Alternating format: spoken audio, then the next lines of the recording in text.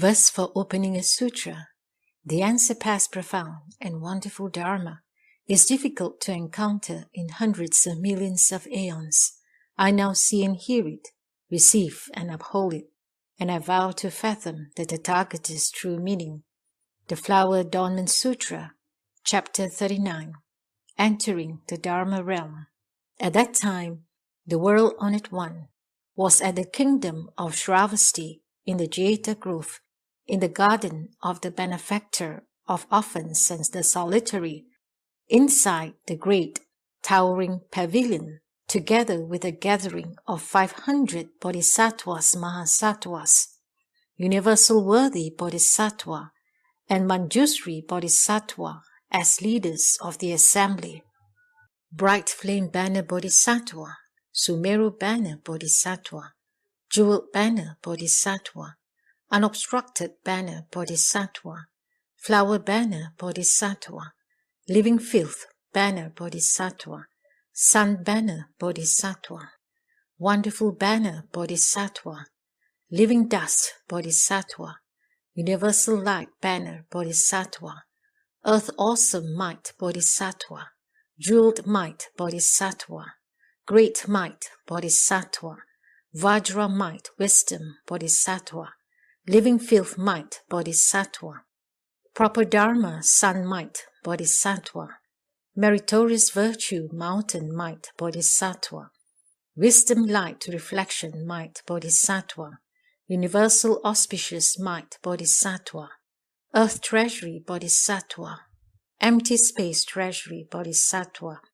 lotus treasury Bodhisattva, jewel treasury Bodhisattva, sun treasury Bodhisattva, pure virtue treasury Bodhisattva, Dharma seal treasury Bodhisattva, brightness treasury Bodhisattva, navel treasury Bodhisattva, lotus virtue treasury Bodhisattva, good eyes Bodhisattva, pure eyes Bodhisattva, living filth eyes Bodhisattva, unobstructed eye Bodhisattva, universal seeing eyes Bodhisattva, good contemplating eyes Bodhisattva, blue lotus flower Bodhisattva, Vajra eyes Bodhisattva, jeweled eyes Bodhisattva, eye of emptiness Bodhisattva, happy eyes Bodhisattva, universal eyes Bodhisattva, heavenly crown Bodhisattva, universally illumining the Dharma realm wisdom crown Bodhisattva, way place crown Bodhisattva, universally illumining the 10 directions crown Bodhisattva, all Buddha's treasury crown Bodhisattva, transcending all the worlds crown Bodhisattva, universally illumining crown Bodhisattva, indestructible crown Bodhisattva, maintaining all thus come ones lying throne crown Bodhisattva, universally illumining the Dharma realm and emptiness crown Bodhisattva, Brahma king called Bodhisattva, Dragon king called Bodhisattva, all transformation Buddhas light called Bodhisattva, way place called Bodhisattva, sounds of all the ocean light vows jeweled king called Bodhisattva, all Buddhas like money called Bodhisattva, manifesting all of emptiness level marks money king adorned called Bodhisattva, manifesting all thus come one spiritual transformation money king banner night draped called Bodhisattva,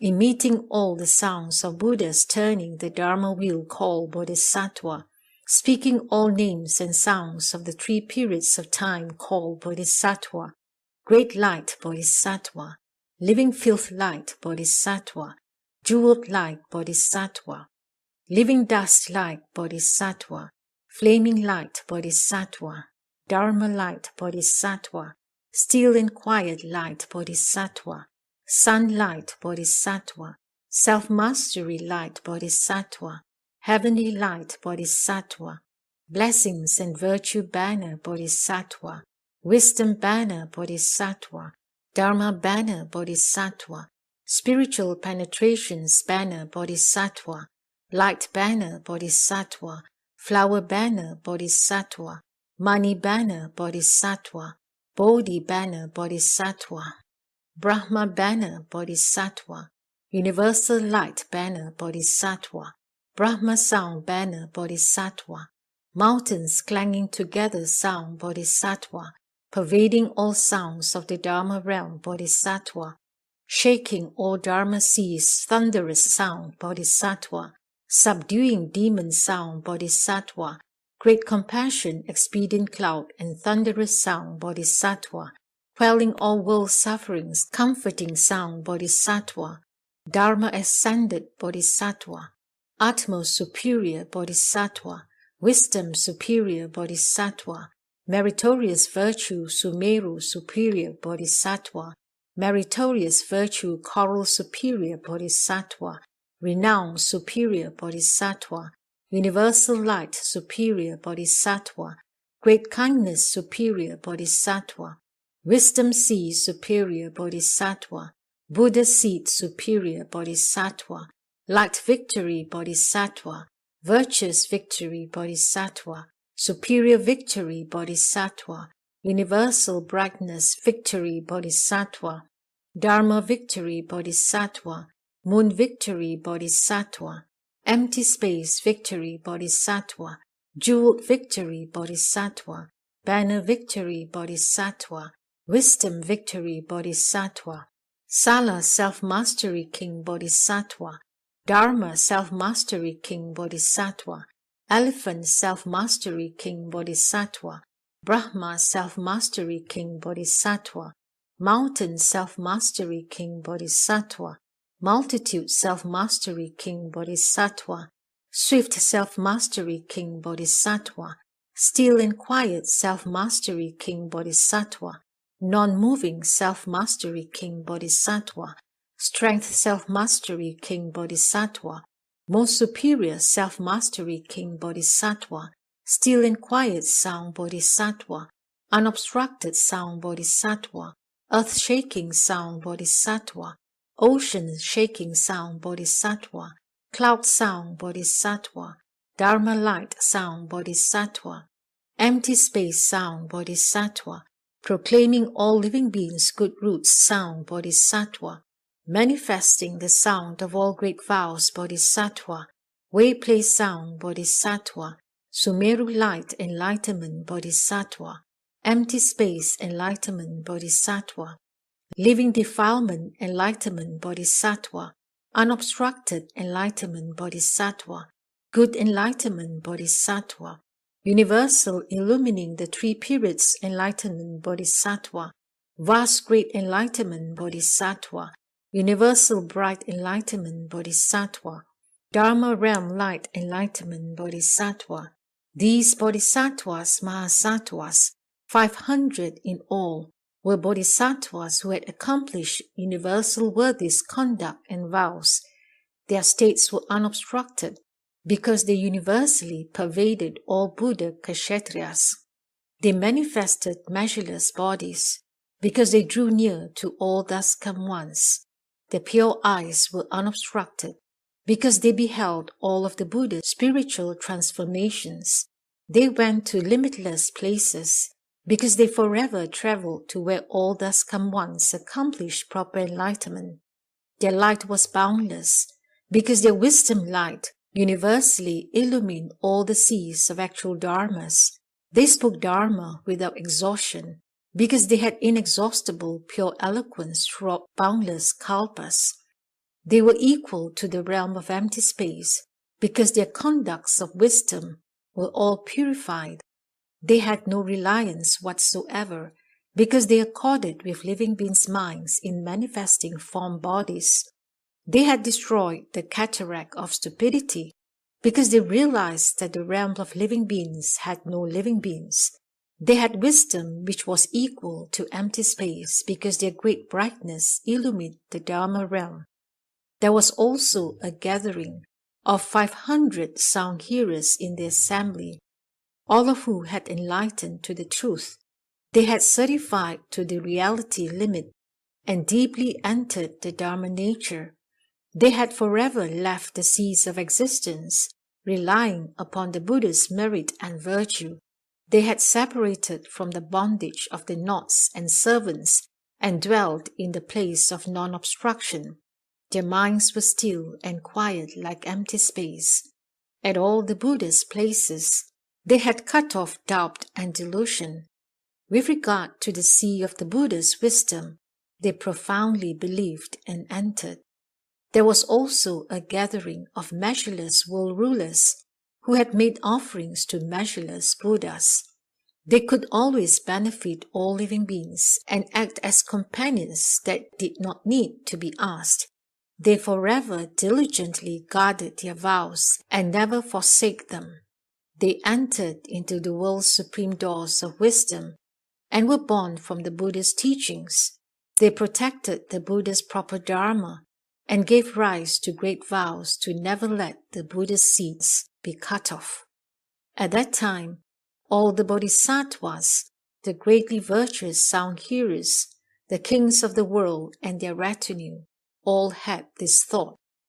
The thus come one's practices of wisdom, the thus come one's aids, the thus come one's powers, the thus come one's fearlessness, the thus come one's samadhis, the thus come one's dwellings, the thus come one's masteries, the thus come one's bodies, the thus come one's wisdoms, are such that in all worlds all the gods and humans cannot penetrate them, cannot enter them, cannot believe and comprehend them, cannot understand them, cannot accept them, cannot contemplate them, cannot select them, cannot explain them, cannot proclaim them clearly, cannot enable living beings to understand them, except by the power of the Buddha's aids, the power of the Buddha's spiritual penetrations, the power of the Buddha's awesome virtue,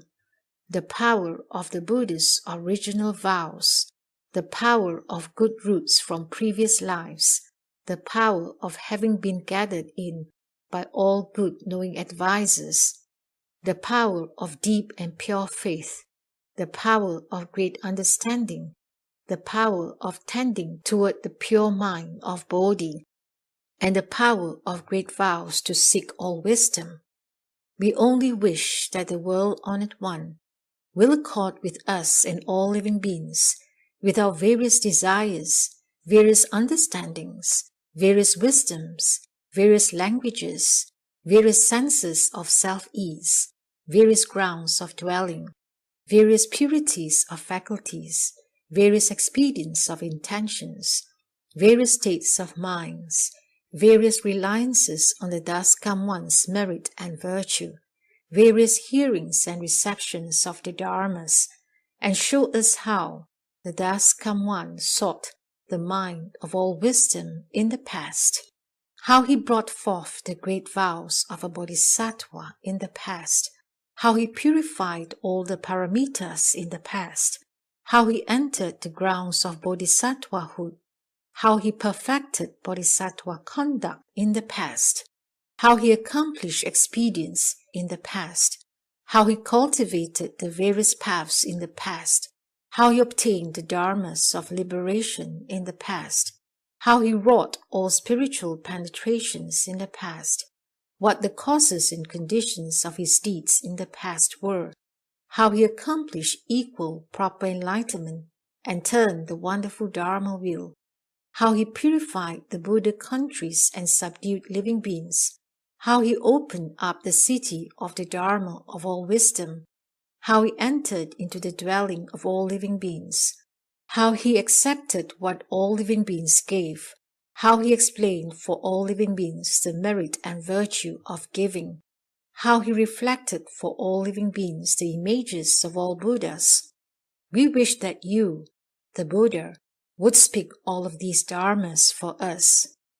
At that time, the world-honored one, knowing the thoughts in the Bodhisattva's minds, used great compassion as his body, great compassion as his door, great compassion as his head, and the dharmas of great compassion as his skill in means. He completely pervaded empty space and entered the lion sprint samadhi. Upon entering this samadhi, All worlds became universally adorned and purified. The great adorned towering pavilion suddenly expanded in length and breadth until it was boundless. Vajra made up its ground, regal jewels covered it over, and measureless jeweled flowers and all money were universally scattered within it, abundant and overflowing everywhere. Vaidurya served as its pillars, inlaid with multitudes of jewels, and was adorned with great light money jewels. It was studded over with Jambunada gold, and as-you-will gem kings were spread on top as adornments. There were tall towers juxtaposed, with turrets and walkways branching out from all sides. There were pillars and houses supporting each other, and inter-reflecting windows and doors. The courtyards, porches, and railings, all were replete and resplendently ornamented with wonderful jewels. These jewels were in the shapes of human and gods. They were solid, firm, and wonderfully fine, foremost in the world. Money-jeweled nets were draped on top of them. At the doorways were erected banners and streamers, all emitting bright light, which pervaded the Dharma realm. Outside of the way place were stairways, balustrades, and railings, their number measureless, none of which could be described, and none that were not completely fashioned of money. At that time, due to the Buddha's spiritual powers, the Jeta grove certainly became vast, so that its measure was equal to Buddha lands, which were as numerous as the dust motes in ineffable Buddha Kshetriyas. It was adorned and interspersed with wonderful gems of all kinds. Ineffable gems covered its earth. Asankheyas of jewels served as its walls, and jeweled tala trees adorned its pathways. In between were measureless fragrant streams, brimming with fragrant waters, rapidly flowing ringed and whirling. The jeweled flowers whirled to the right and spontaneously proclaimed the sounds of the Buddha Dharma. Inconceivable jeweled pundarika flowers emitted profuse fragrance, lacing the water's surface. Variegated jeweled trees in blossom were planted in rows along the shores. All sorts of pavilions and arbors, all inconceivable, were also arranged in lines on these shores, and were covered over by money-jeweled nets. Asankheyas of jewels adorned the ground. Multitudes of wonderful incense were burning, pervading the atmosphere. Moreover, there were erected measureless jeweled banners of all kinds, such as jeweled fragrance banners, jeweled cloth banners, jeweled silk banners, jeweled flower banners, jeweled beaded banners, jeweled garland banners, jeweled bell banners, great money-jeweled banners, bright and pervasively illuminating money-jeweled banners, emitting the sounds of all dust-come ones, titles, money king banners, lion money king banners. Speaking of all the dust-come ones, sea-like former lives, money king banners, manifesting all the images of the Dharma realm, money king banners. All of these pervaded the 10 directions and were arranged in rows of adornments. At that time, within the Jeta grove in empty space, there were inconceivable clouds of heavenly palaces, measureless tree clouds, ineffable Sumeri mountain clouds, ineffable music clouds emitting fine and wonderful sounds in praise of the dust-come one, ineffable jeweled lotus clouds, ineffable jeweled throne clouds arranged with heavenly garments, upon which sat Bodhisattvas who praised the Buddha's merit and virtue. There were also ineffable money clouds in the image of all the heavenly kings, ineffable clouds of white true pearls, ineffable clouds full of adorning pavilions of red pearls, ineffable solid pearl clouds raining down Vajra, all of which hovered in empty space, circulating, and filling it as adornments. Why was it this way? Because the dust come once good roots are inconceivable. Because the dust come once pure dharmas are inconceivable. Because the dust come once awesome strength is inconceivable. Because the dust come once ability to transform and change his one body at ease and pervade all worlds is inconceivable. Because the dust come once ability to use spiritual penetrations to cause all Buddhas and Buddha countries to become adorned and enter into his own body is inconceivable. Because the dust come once ability to within one single dust mode universally manifest all the images of the Dharma realm is inconceivable. Because the dust come once ability within one single hair paw to manifest all Buddhas of the past is inconceivable. Because the dust come once ability to emit light at any time and to have each light pervasively illumine all worlds is inconceivable. Because the dust come once ability within the single hair paw to emit clouds of transformations, which are as many as the dust motes in all Buddha Kshatriyas, and which fill up all Buddha lands is inconceivable. Because the dust come once ability within one single hair paw to universally manifest all the worlds of the 10 directions, going through the compass of formation, dwelling, and disintegration is inconceivable, just as in this Jeta grove, in the garden of the benefactor of orphans and the solitary, where one could see the Buddha lands become purified and adorned, so too, in the 10 directions throughout the Dharma realm, the realm of empty space, and all world realms, this could also be seen.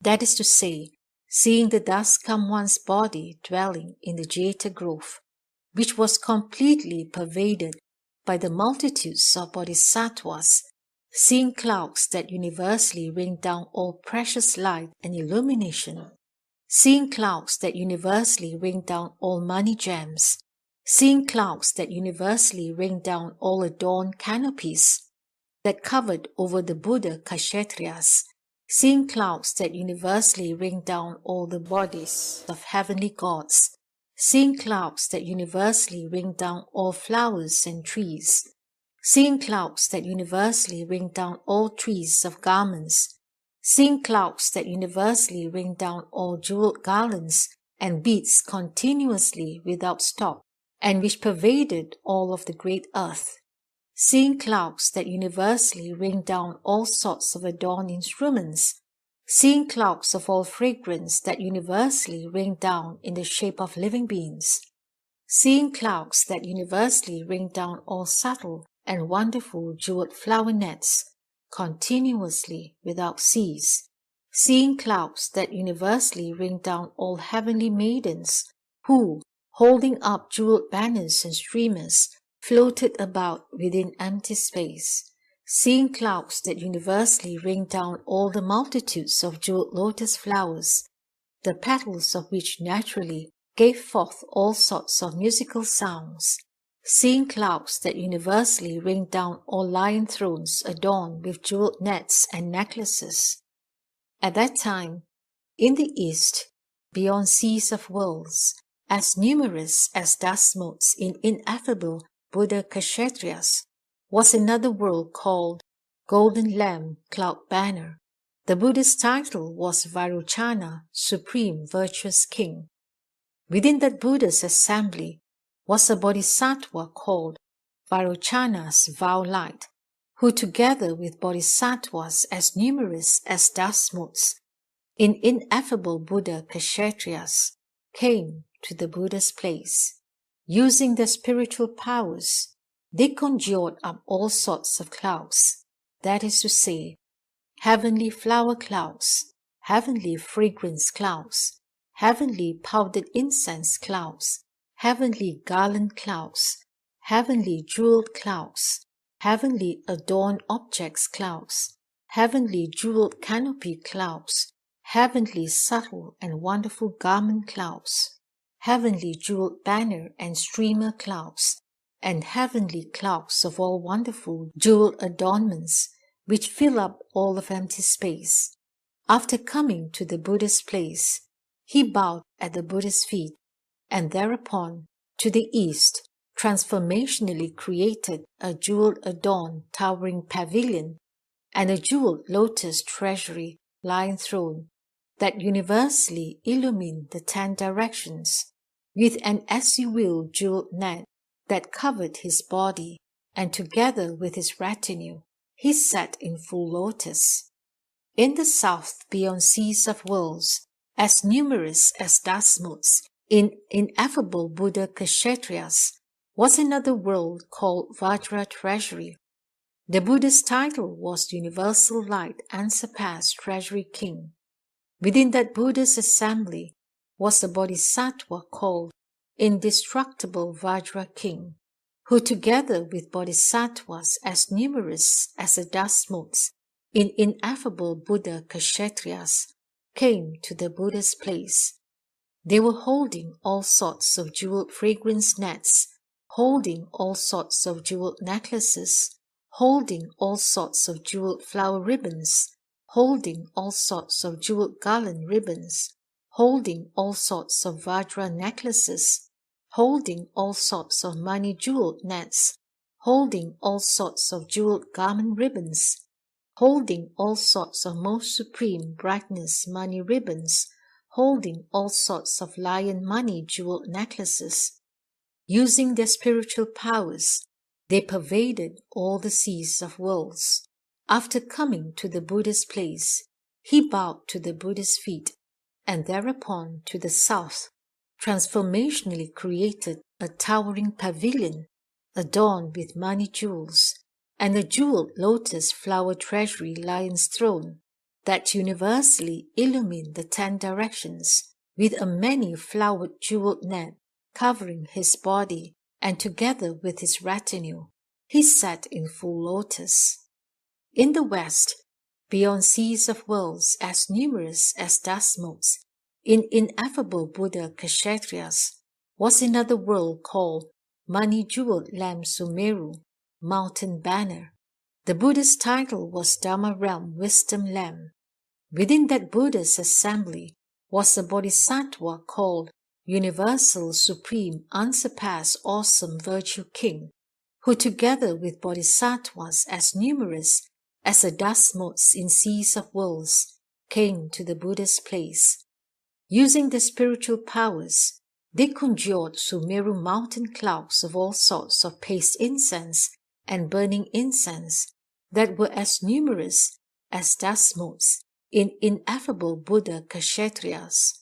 Sumeru mountain clouds of all sorts of colored fragrant water that were as numerous as dust motes in ineffable Buddha Kshetriyas. Sumeru mountain clouds of all sorts of bright light money jeweled kings, equal to the dust motes in all of the great earth, as numerous as dust motes in ineffable Buddha Kshetriyas. Sumeru mountain clouds of all sorts of bright flaming wheel, like adorned banners, as numerous as the dust motes in ineffable Buddha Kshetriyas. Sumeru mountain clouds of multicolored Vajra treasury money king adornments, as numerous as the dust motes within ineffable Buddha Kshetriyas. Sumeru mountain clouds of universally illumining all worlds, Jambunada money jeweled banners as numerous as dust motes in ineffable Buddha Kshetriyas. Sumeru mountain clouds manifesting all the Dharma realms money jewels, as numerous as the dust motes in ineffable Buddha Kshetriyas. Sumeru mountain clouds manifesting all the Buddha's fine marks, money jeweled kings as numerous as the dust motes in ineffable Buddha Kshetriyas. Sumeru mountain clouds manifesting all the dust come ones former events and causes and conditions, and speaking of the practices of all Bodhisattvas' conducts, money jewel kings as numerous as dust motes in ineffable Buddha Kshetriyas. Sumeru mountain clouds manifesting all Buddhas seated in the Bodhi way place, many-jeweled kings as numerous as dustmotes in ineffable Buddha kshetras, and all of these fill up empty space. After arriving at the Buddha's place, he bowed at the Buddha's feet, and thereupon to the west, transformationally created an all-incense king pavilion with a jeweled net of real pearls that draped it from above. He also transformationally created Lord Chakra's reflection banner, jeweled lotus flower treasury lion's throne, with a wonderfully colored money nets that covered his body, and a mind king precious crown adorning his head. Together with his retinue, he sat in full lotus.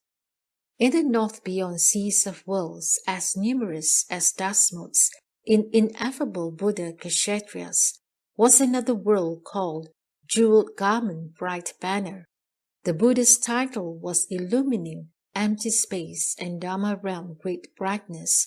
Within that Buddha's assembly was a Bodhisattva called Unobstructed Supreme Treasury King, who together with Bodhisattvas as numerous as dustmotes in seas of worlds came to the Buddha's place.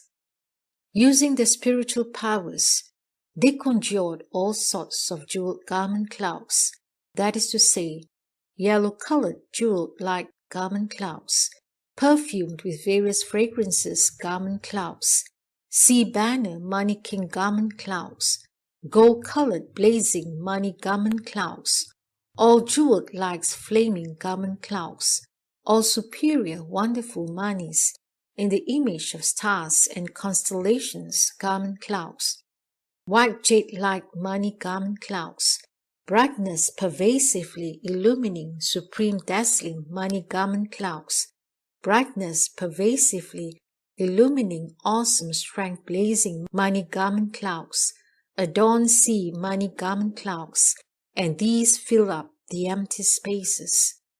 After coming to the Buddha's place, he bowed at the Buddha's feet, and thereupon to the north, transformationally created a money-jeweled sea-adorned towering pavilion, and a Vaidurya jeweled lotus flower treasury lion's throne, with a lion's awesome virtue money king net covering his own body, and a pure king of jewels as a bright pearl in his caul, together with his retinue. He sat in full lotus.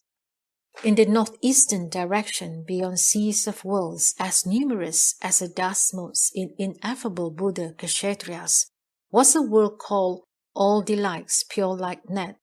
The Buddha's title was Unobstructed Eye.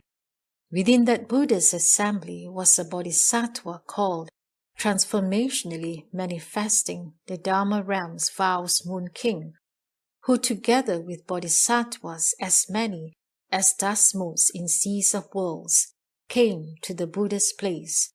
Using their spiritual powers, they conjured jeweled pavilion clouds, Chandana pavilion clouds, Vajra pavilion clouds, Mani pavilion clouds, gold pavilion clouds, lotus flower pavilion clouds, and covered all the worlds of the 10 directions.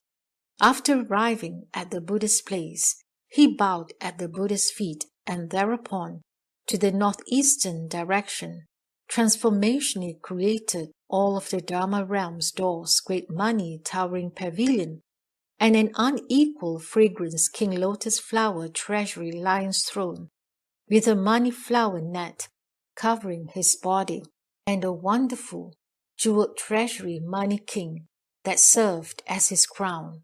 Together with his retinue, he sat in full lotus.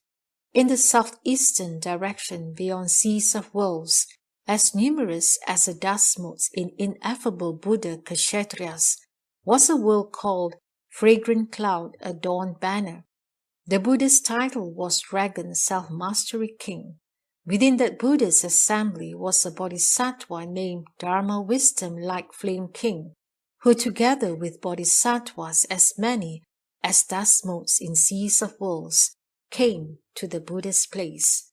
Using their spiritual powers, they conjured gold-colored perfect like clouds, measureless jewel-colored perfect like clouds, the dust-come ones hair-marked perfect like clouds, vari-colored jeweled perfect like clouds, a multitude of jeweled tree branches perfect like clouds, the dust-come ones summit called perfect like clouds, Jambunada gold-colored perfect like clouds, sun-colored perfect like clouds, all of which completely fill up empty space.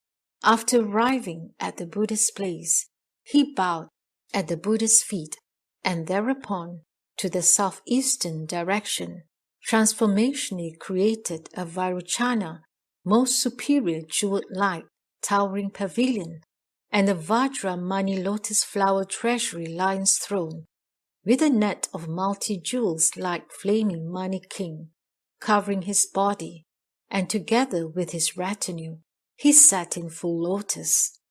In the southwestern direction, beyond seas of worlds as numerous as dust motes, in ineffable Buddha Kshetriyas, was a world called Sunlight Money Treasury. The Buddha's title was Universal Illumining All Dharma Wisdom Moon King. Within that Buddha's assembly was a Bodhisattva named Smashing All Demon Armies Wisdom Banner King, who together with Bodhisattvas, as many as dust motes in seas of worlds, came to the Buddha's place. From every hairpaw he emitted clouds equal to the realm of empty space, that is, flower flame clouds, fragrant flame clouds, jeweled flame clouds, Vajra flame clouds, burning incense flame clouds, lightning flame clouds, Vairochana money jeweled flame clouds, all golden light flame clouds, supreme treasury money king light flame clouds equal to dust come ones throughout the 3 periods of time. Every one of these came forth from his hairpaws and completely fill up the realm of empty space.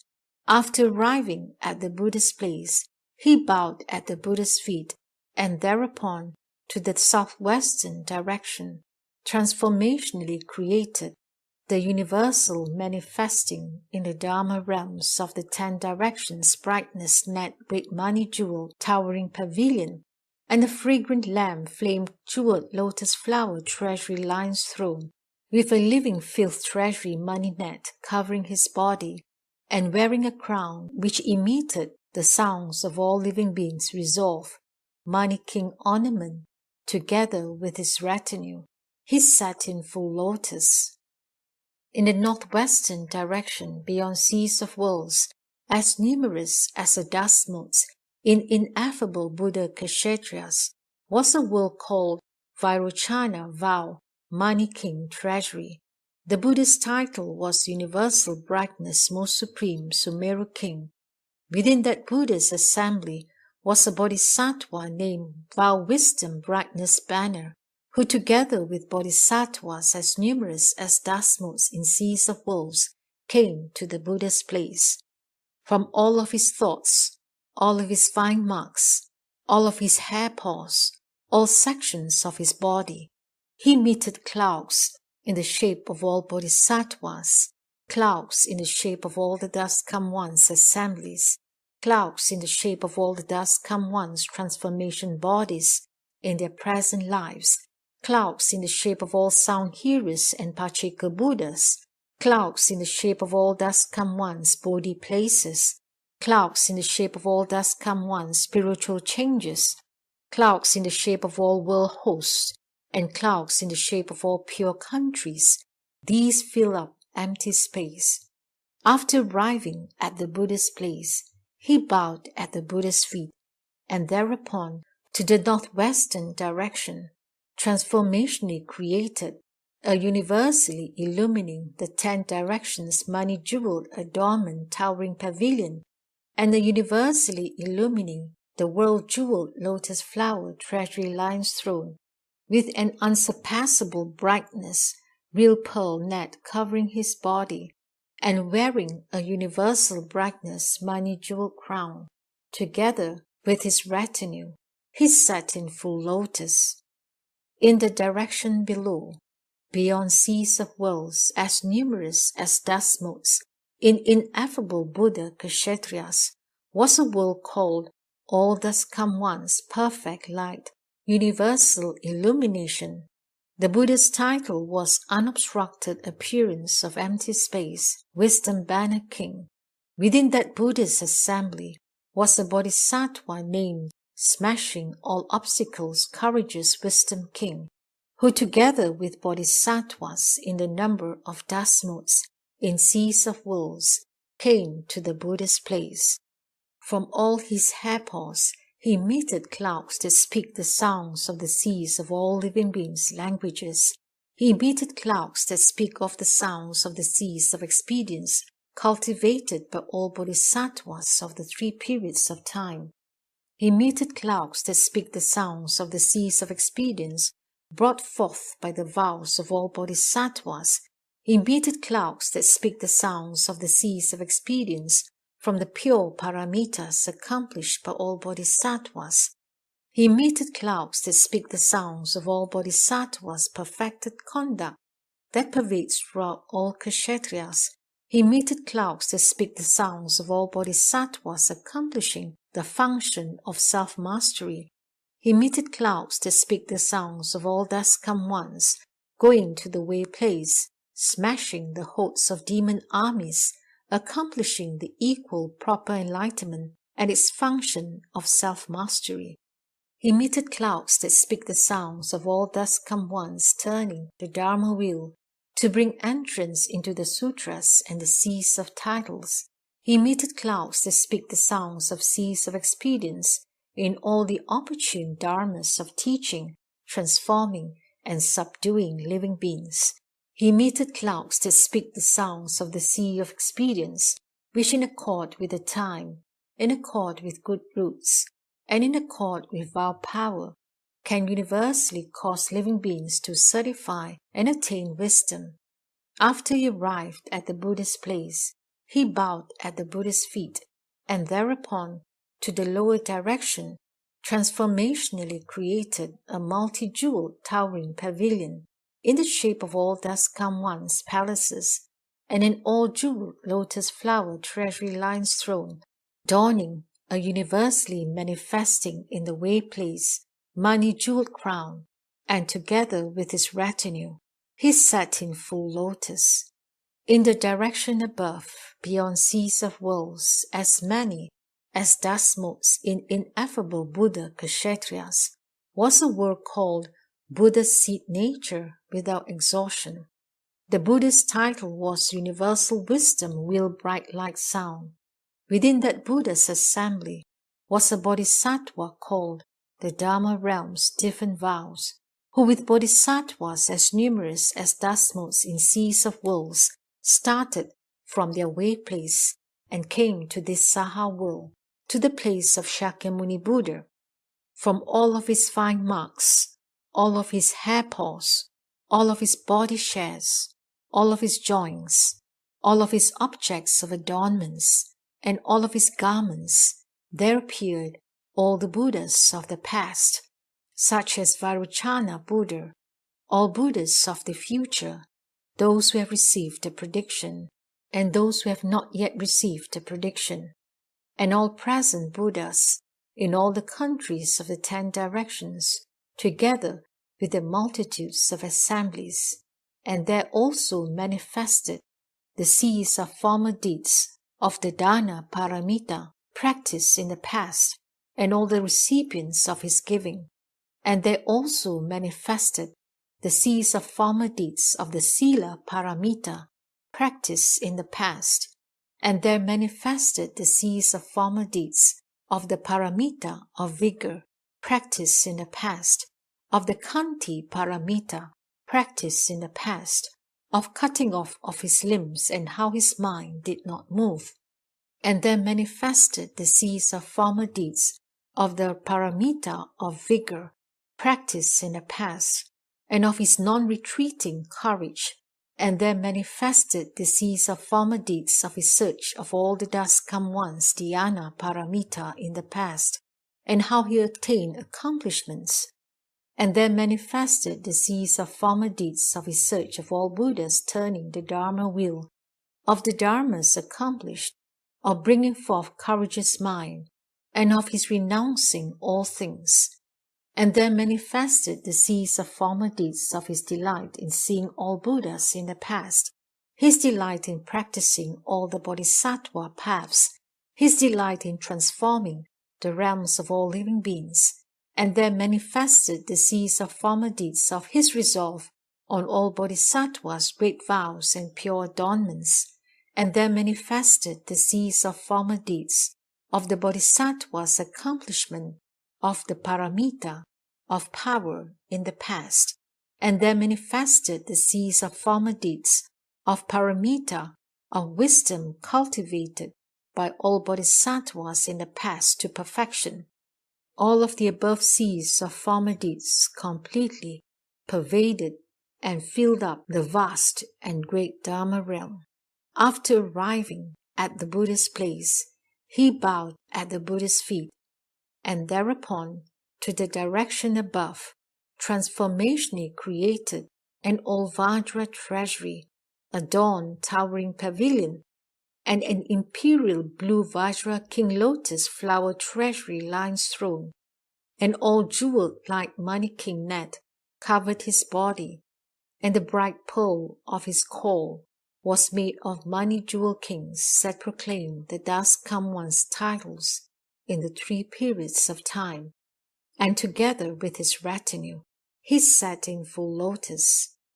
All of the above Bodhisattvas and their retinues from the 10 directions were born from universal worthy Bodhisattvas' practices and vows.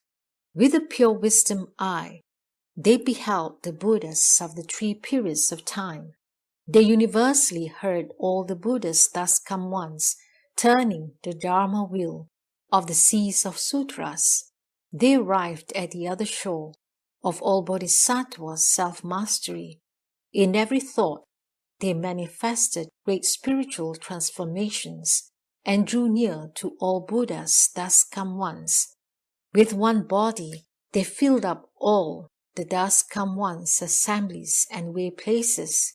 Within the single dust smoke, they universally manifested all the states of the world and never missed the right moment to teach and transform all living beings. Within a single hairpaw, they emitted the sounds of all thus come once speaking the Dharma. They knew that all living beings are like an illusion. They knew that all Buddhas are like a reflection. They knew that all the destinies and paths of rebirth are like a dream. They knew that all karmic retributions are like a reflection in a mirror. They knew that all worlds are like changes and transformations.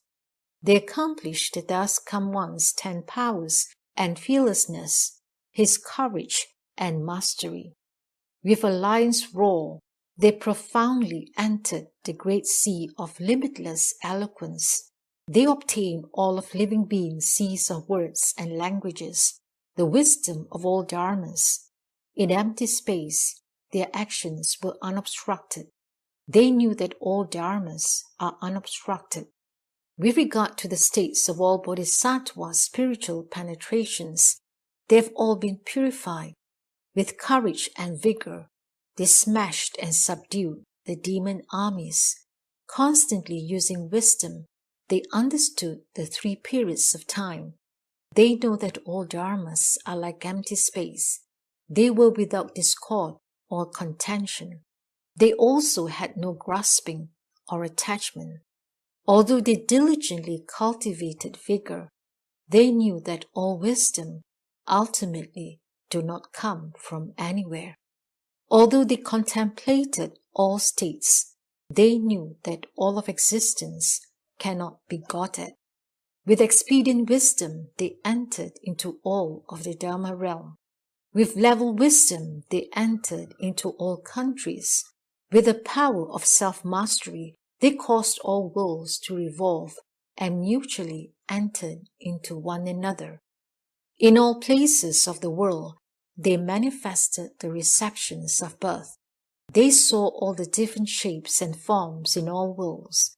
Within the subtle and tiny state, they manifested a vast great kshatriya.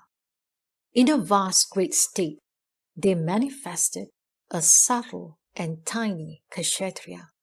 At the place of one Buddha, within one thought, they obtained the aid of all the Buddha's awesome spirit, universally viewing the 10 directions without any confused illusion, and within one kshana, they could travel anywhere. All of these bodhisattvas filled up the Jeta growth, aided by the thus come one's awesome spiritual power. At that time, the leaders of the great sound hearers, Shariputra, Mahamoggallana, Mahakashyapa, Revata, Subhuti, Aniruddha, Nanda, Mahakapina, Mahakatyayana, Purna, and all the other great sound hearers who were at the Jeta grove could not perceive the thus come one's spiritual powers, the thus come one's wonderful adornments and characteristics, the thus come one's states, the thus come one's playfulness, the thus come one's spiritual transformations, the thus come one's noble supremacy, the thus come one's wonderful practices, the thus come one's awesome virtue, the thus come one's dwelling and holding, the thus come one's pure kshatriyas.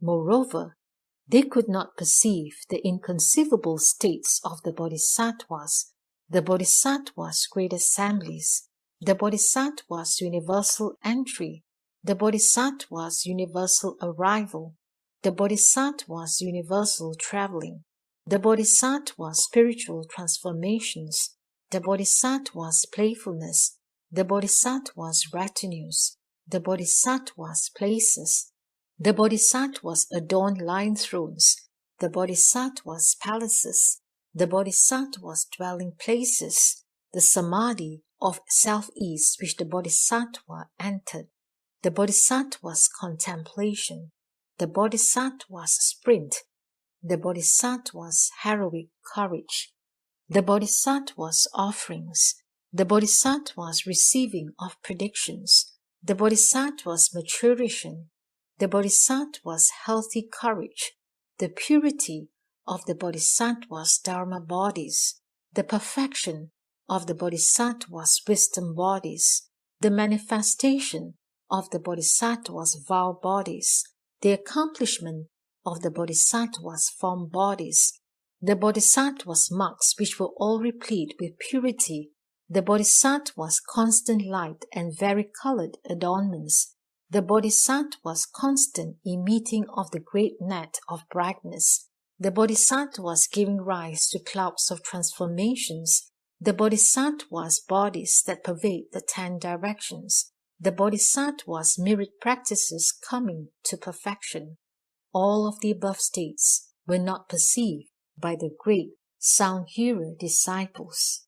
Why is this? Because their good roots were not the same. In the past, they did not practice the good roots of beholding the Buddha with self-ease. They did not praise or proclaim the merit and virtue of all pure in the Buddha kshatriyas of the 10 directions. In the past, they did not praise the various spiritual penetration of all Buddhas, world on at once. In the past, while in the midst of birth and death, they did not bring forth the mind of Anuttara Sankhya Sambodhi. In the past, they did not cause others to dwell in the mind of Bodhi.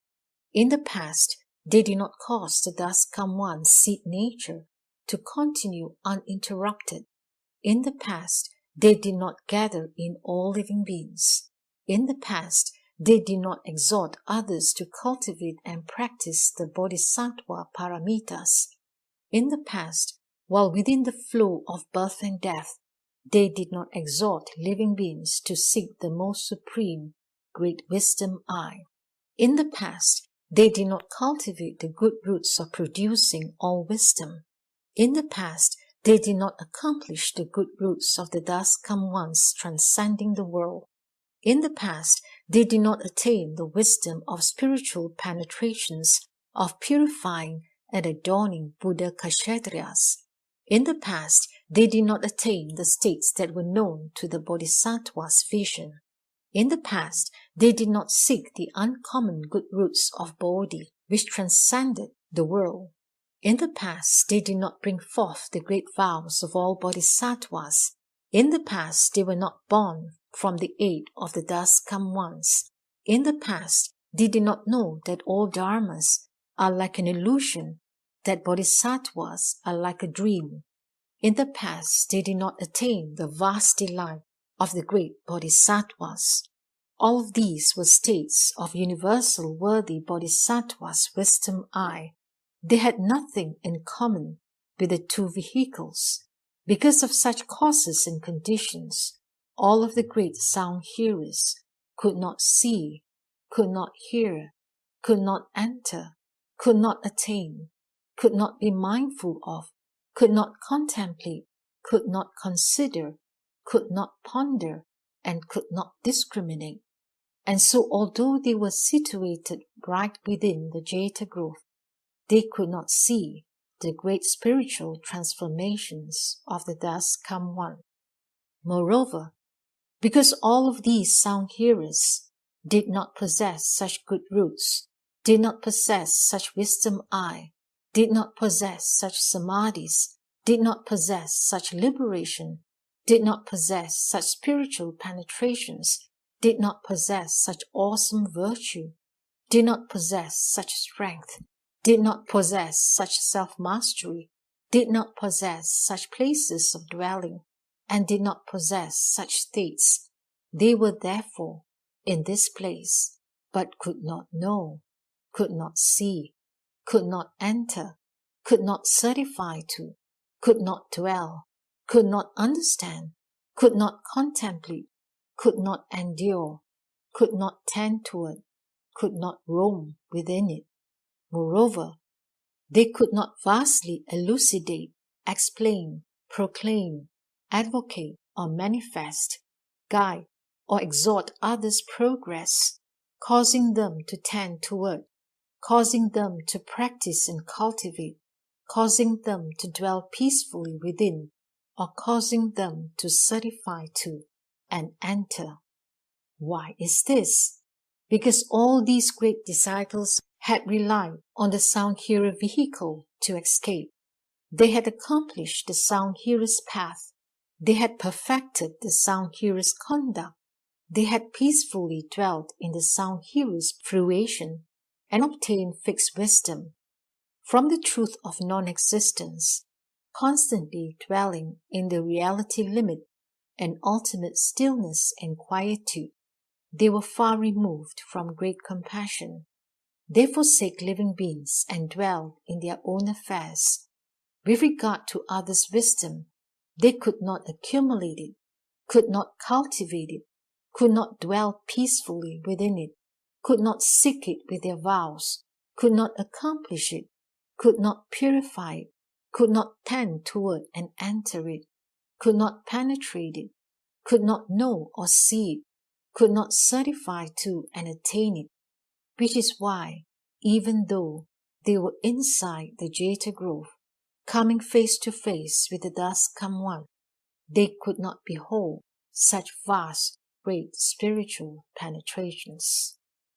Disciples of the Buddha, it is like all along the shores of the river Ganges, there were hundreds, thousands, tens of millions of hungry ghosts who are all naked, hungry, and thirsty. Their entire bodies are scorched and blazing. Ravens, eagles, and wolves all rush to seize and grab them. These ghosts are oppressed by great thirst and wish for water to drink. Yet although they live right by the side of the river, they cannot see the river. And if they do see the river, upon seeing the river will dry up. Why is this? This is due to the covering by the deep and heavy karmic obstacles. All the sound hearers were the same way. Although they dwelt in the midst of the Jeta grove, they could not see the dust-come one's vast, great spiritual powers. This is because they had renounced all wisdom, and their eyes were covered by the cataract of ignorance. It is also because they had not planted the good roots of the grounds or sarvajna. It is as when there is a person within the assembly who is sound asleep, and who suddenly dreams of seeing on the summit of Mount Sumeru, the great city of good view, where Lord Shakra dwells. He dreams of palaces, groves, parklands, and all sorts of ornaments, also of gods and goddesses, hundreds of thousands or millions of them, who are universally scattering heavenly flowers that cover the ground. All sorts of trees of garments sprout forth wonderful robes, all sorts of blossoming trees that burst forth in luxuriant bloom. All sorts of musical trees are playing heavenly music. All the heavenly maidens chant in sonorous choruses, and an immeasurable number of gods are playing and frolicking in the midst of this. This person sees himself dressed in heavenly robes, universally traveling to all these places, stopping and mingling among them. All of the other people within the great assembly, although in the same place, do not know of or see these things. Why is this? Because what is seen in the dream is not something that the great assembly can behold. All bodhisattvas and kings of the world are just like this. They have long accumulated the power of good roots. They have brought forth vast great vows of all wisdom. They have studied the merit and virtue of all Buddhas. They have cultivated the adorned path of a bodhisattva. They have perfected the wisdom Dharma of all wisdom. They have perfected all the conduct and vows of universal worthy. They have entered the wisdom grounds of all bodhisattvas. They have playfully roamed in the samadhis in which all bodhisattvas dwell. They can contemplate all of the bodhisattva states of wisdom without any obstruction. For such reasons, all of them behold the world on at once inconceivable spiritual transformations of self-ease. All the great disciples the sound hearers could not see, could not know, because they lacked the bodhisattva's pure eyes. It is as in the snowy mountains where there is a multitude of medicinal herbs. A good physician who goes there can distinguish all of them. Yet the hunters and herdsmen who constantly dwell on the mountain cannot see the medicine. This is just the same way.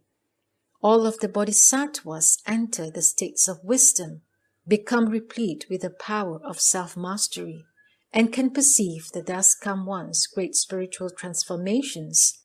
However, all of the great disciples knew only of benefiting themselves and did not wish to benefit others. Seeking only for their own tranquility, they did not wish for others' tranquility, which is why, although they were right inside the grove, they could not know or see.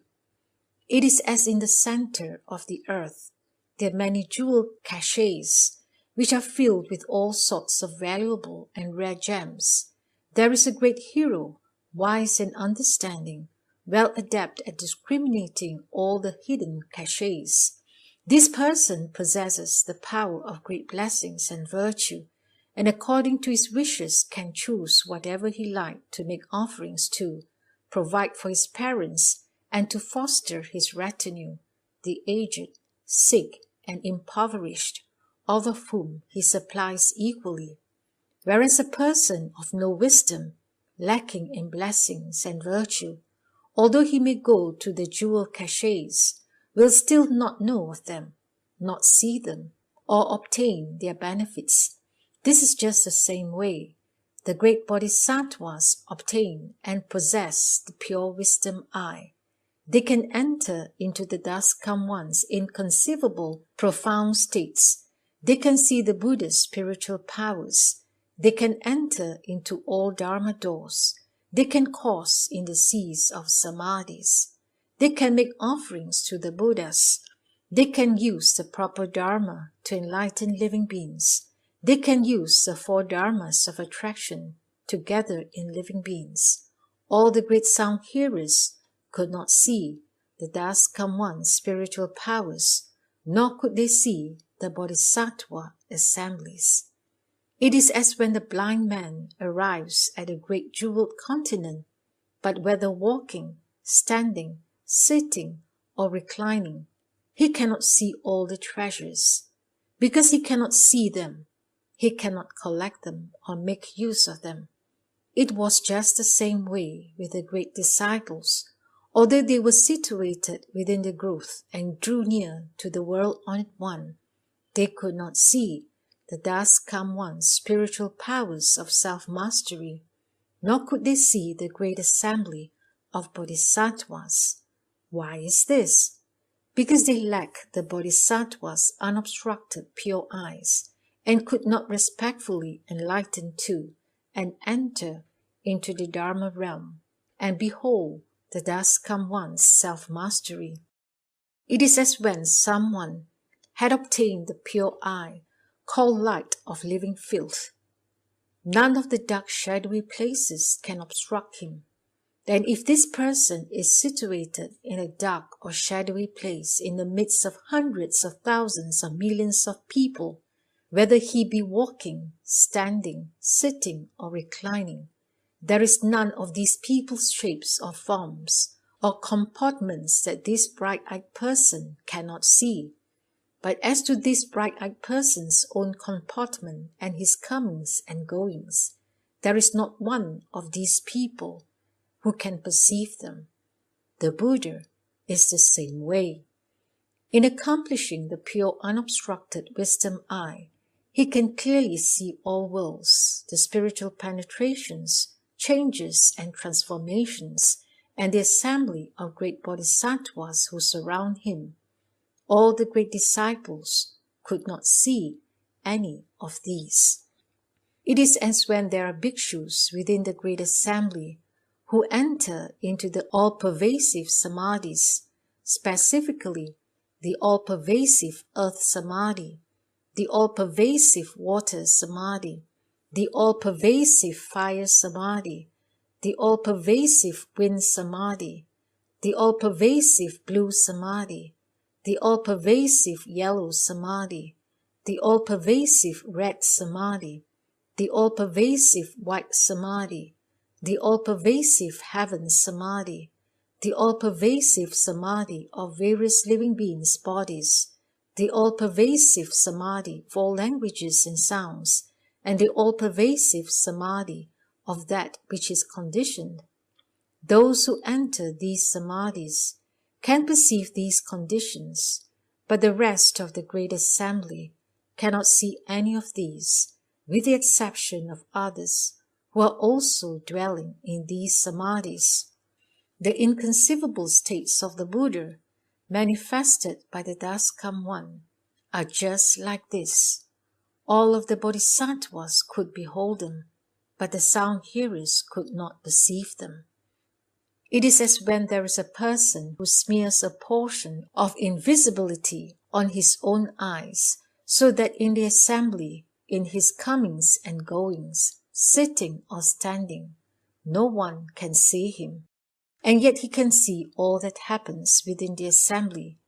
You should know that the Thus Come One is just like this. He has transcended the world, and yet universally sees the world. None of sound hearers could perceive any of this.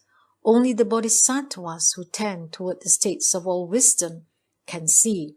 It is as when there is a person who from the time of his birth is accompanied by 2 gods.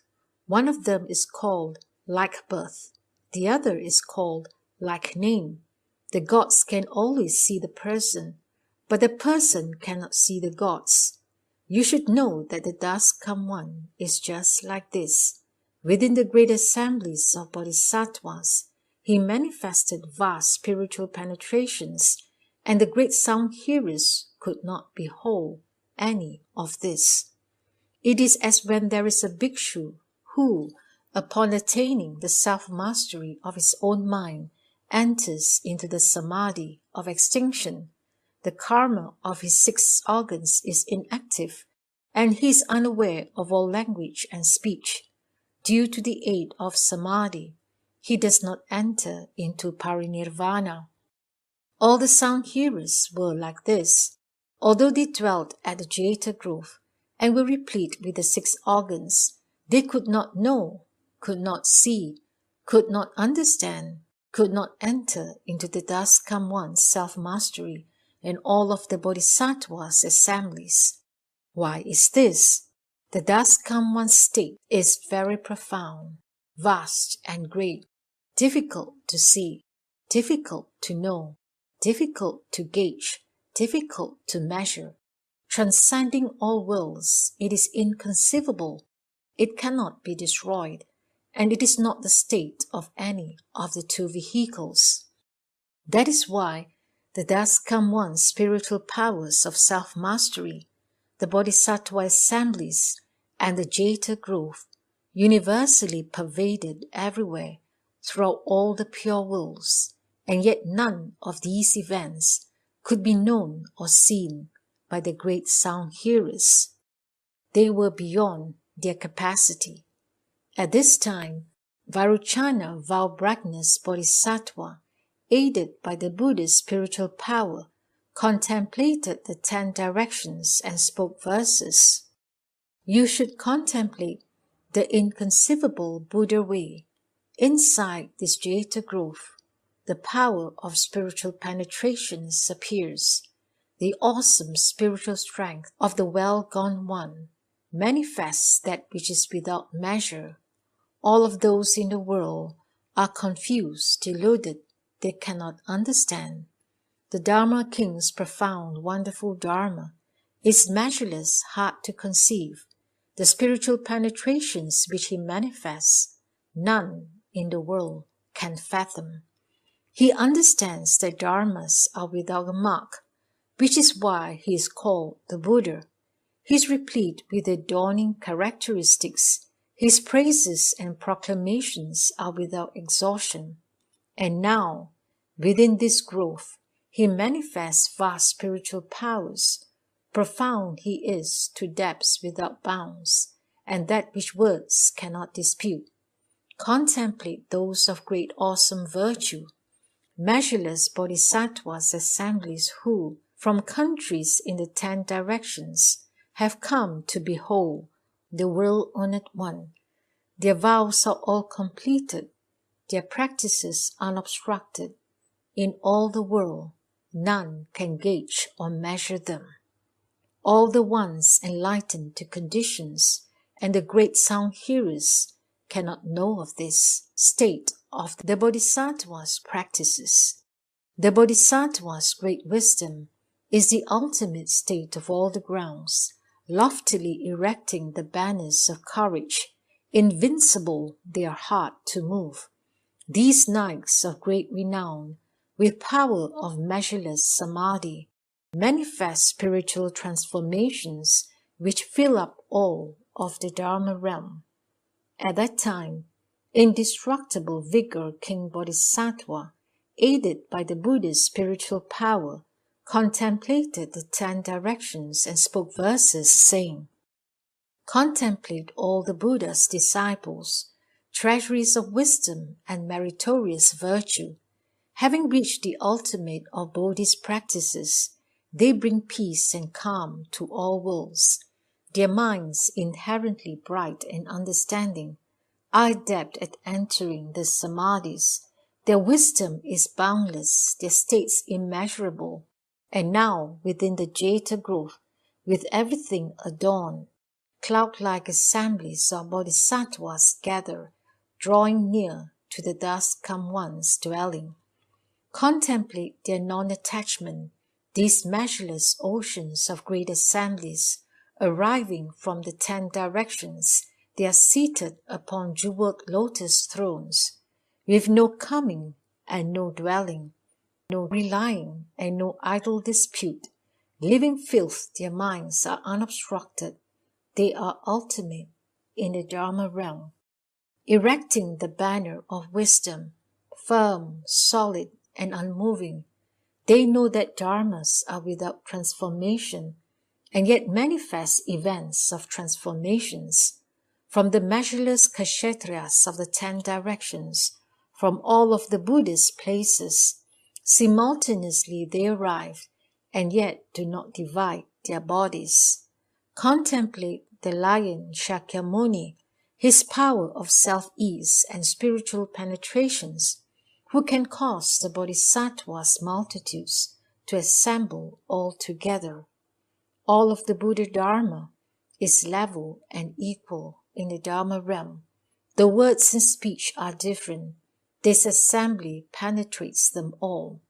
The Buddhas always peacefully dwell in the Dharma realm's limit of equality, proclaiming a variety of dharmas. Their words and languages have no exhaustion.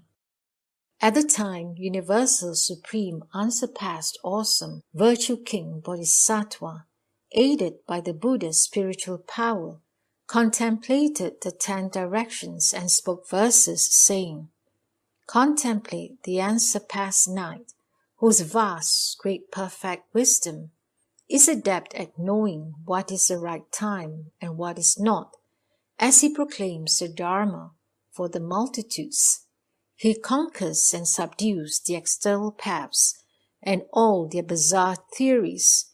Universally according with living beings' minds, he manifests the power of spiritual penetrations. Proper enlightenment has no measure, yet it is not without a measure. Whether it has measure or no measure, the Muni has transcended it entirely.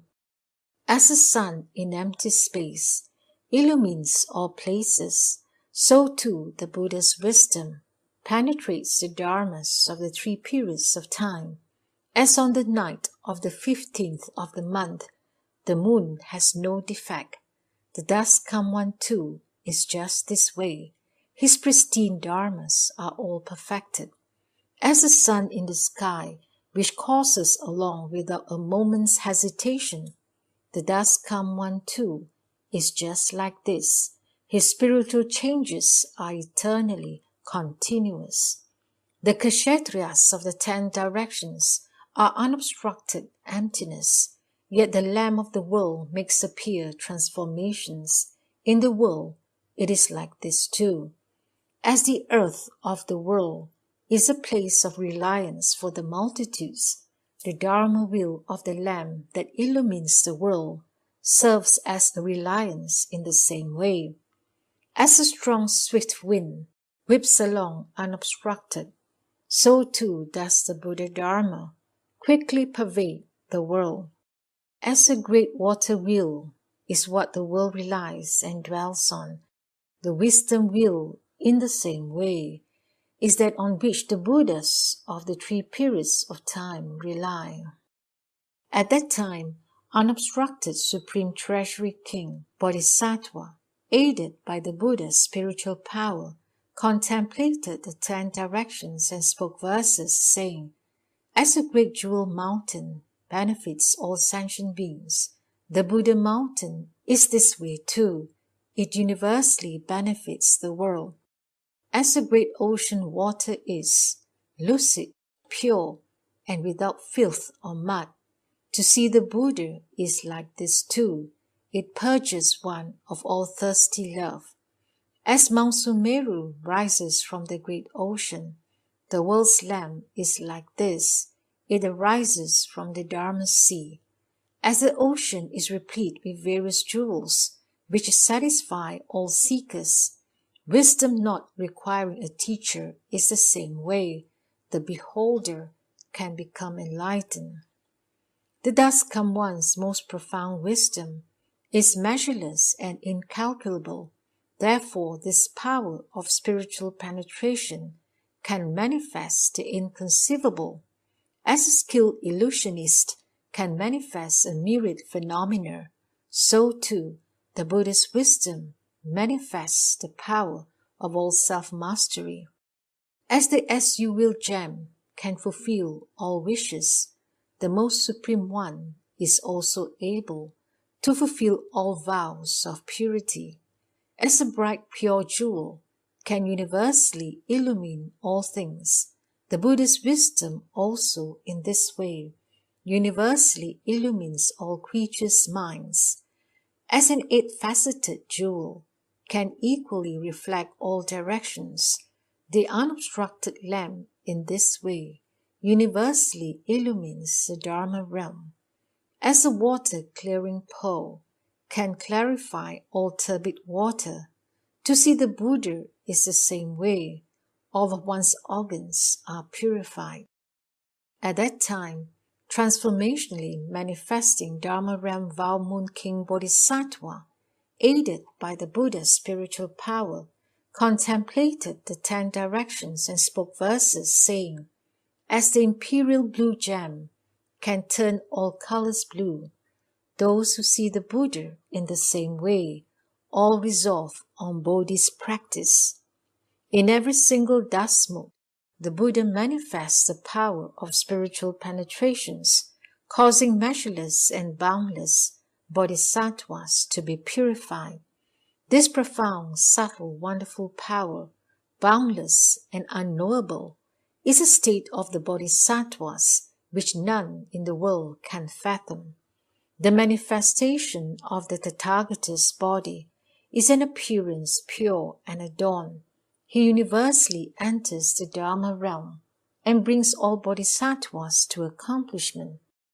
Within inconceivable Buddha lands, realizing proper enlightenment, are all of the Bodhisattvas and world hosts filling them up.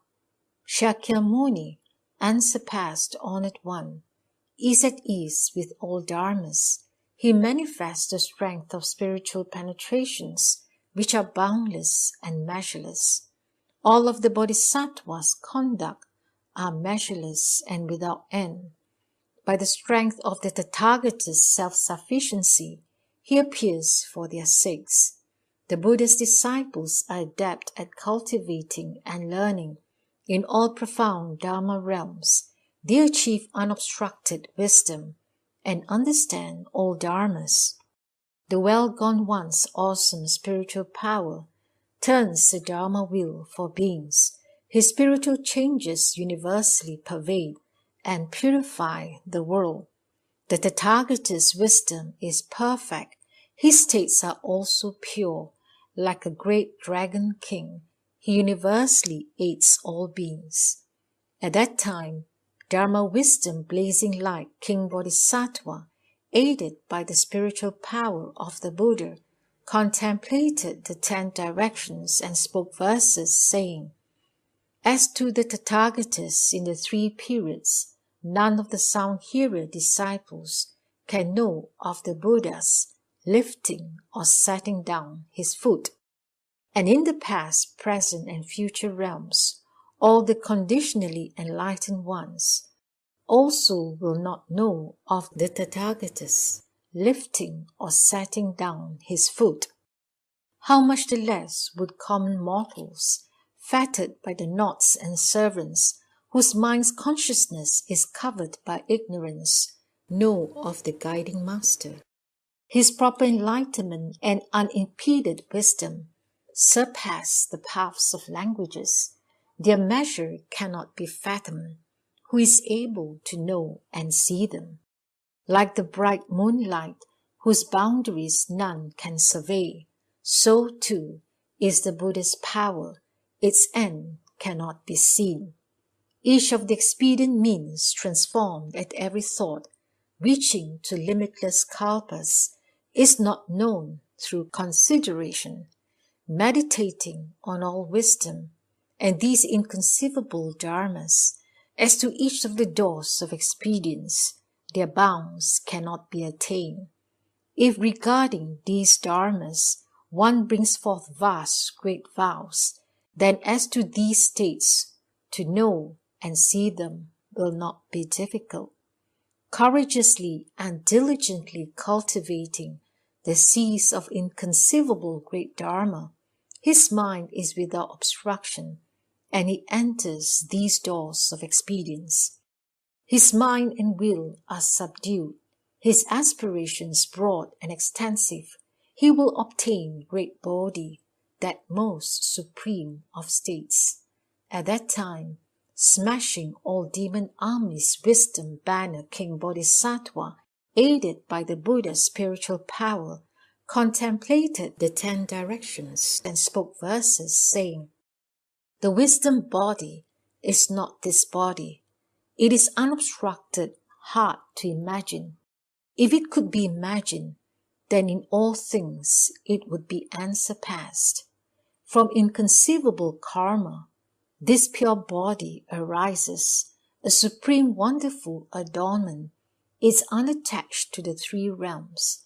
Its light illumines all things. The Dharma realm is purified, disclosing the Buddha's door of Bodhi. It brings forth all wisdom. Like the sun in the world, it universally emits light wisdom. Far apart from dust and filth, it destroys all obstructions. It universally cleanses the 3 realms of existence and forever severs the flow of birth and death. In accomplishing the Bodhi way, one brings forth the unsurpassed enlightenment. He manifests boundless forms, yet these forms rely on no place. Although their appearances are limitless, they are completely inconceivable. In a single instant of Bodhi, one can awaken to all dharmas. How can one hope to fathom the scope of the Tathagata's wisdom? In one thought he completely understands all dharmas of the 3 periods. Thus one says that the Buddha's wisdom is without end and indestructible. Wise ones should in such a way single-mindedly contemplate the Buddha's Bodhi. This contemplation is hard to imagine. It cannot be attained through thinking. Bodhi is ineffable. The way of enlightenment is unutterable, surpassing the paths of language. All Buddhas are born from this. This Dharma is hard to conceive. At that time, Vow Wisdom Bright Banner King Bodhisattva, aided by the Buddha's spiritual power, contemplated the 10 directions and spoke verses saying, "If one can well contemplate the limitless sea of Bodhi, one can leave stupid thoughts and decisively receive and uphold the Dharma.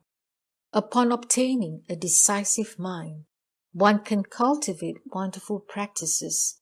In the stillness of dhyana, meditating by oneself, one forever severs all doubts and delusions. His mind is not weary, nor is he lax or lazy. Ever increasing in progress and cultivation, he perfects all Buddha dharmas. The wisdom of faith is accomplished. Thought after thought it grows. He always delights in and contemplates the Dharma which cannot be attained and which has no reliance. In measureless millions of thousands of kalpas, the practices of merit and virtue he cultivated, all of these he transfers to the way sought by all Buddhas. Although he dwells in birth and death, his mind is not defiled or attached. Peacefully he dwells in all Buddha dharmas and always delights in the Tathagata's practices. Of all existences in the world, the skandhas, the realms, and such dharmas, all of this he leaves behind and solely seeks the Buddha's merit and virtue. Common mortals have infantile false delusions. Constantly they turn and flow in the world. The Bodhisattva's mind is unobstructed. He relieves them to bring about their liberation. The Bodhisattva practices are hard to appraise. In all the worlds it is impossible to imagine how he pervasively relieves all anguish and universally bestows joy upon all beings. Having obtained Bodhi's wisdom, again he pities the multitudes. His light illumines the world and crosses over all creatures. At that time, smashing all obstructions, courageous wisdom king Bodhisattva aided by the Buddha's spiritual power, contemplated the 10 directions and spoke verses saying, "In measureless millions of thousands of kalpas, the Buddha's name is hard to hear. How much the more to draw near him and forever sever all doubts and delusion. The Tathagata, Lamb of the world, penetrates all dharmas. Universally he gives rise to blessings of the 3 periods and causes living beings to be purified. The Tathagata's wonderful form body is admired and praised by all. Through millions of kalpas he always gazes up reverently at him. Their minds never feel sated. If they are Buddha's disciples who contemplate this wonderful form body, they will most certainly renounce all attachments to existence and make transferences to Bodhi's way. The Tathagata's wonderful form body forever proclaims the vast great sound. His eloquence is unimpeded in disclosing the door to Bodhi. He awakens all living beings, limitlessly and inconceivably, enabling them to enter wisdom's gate, and bestows on them Bodhi's prediction. The Tathagata appears in the world as his great field of blessings. He universally guides all sentient beings to gather blessings in their practices. Those who make offerings to the Buddhas forever leave the fear of evil paths. They destroy all suffering and accomplish the wisdom body. Upon seeing the doubly fulfilled Honored One, they can bring forth a vast great mind. Such people always see the Buddha and grow in wisdom power. Upon seeing the most supreme one in all of humankind, decisively they resolve on Bodhi. Then each person himself knows that for certain he will attain proper enlightenment. At that time, Dharma realm's various spiritual penetrations, King Bodhisattva, aided by the Buddha's spiritual power, contemplated the 10 directions and spoke verses saying, "Shakyamuni, unsurpassed Honored One, is replete with all merit and virtue. The beholder's mind is purified and makes transferences towards great wisdom. The Tathagata, great, kind, compassionate one, appears in the world and universally for all creatures turns the peerless Dharma wheel. The Tathagata in innumerable kalpas diligently toils for living beings. How can those in the world repay our great teacher's kindness?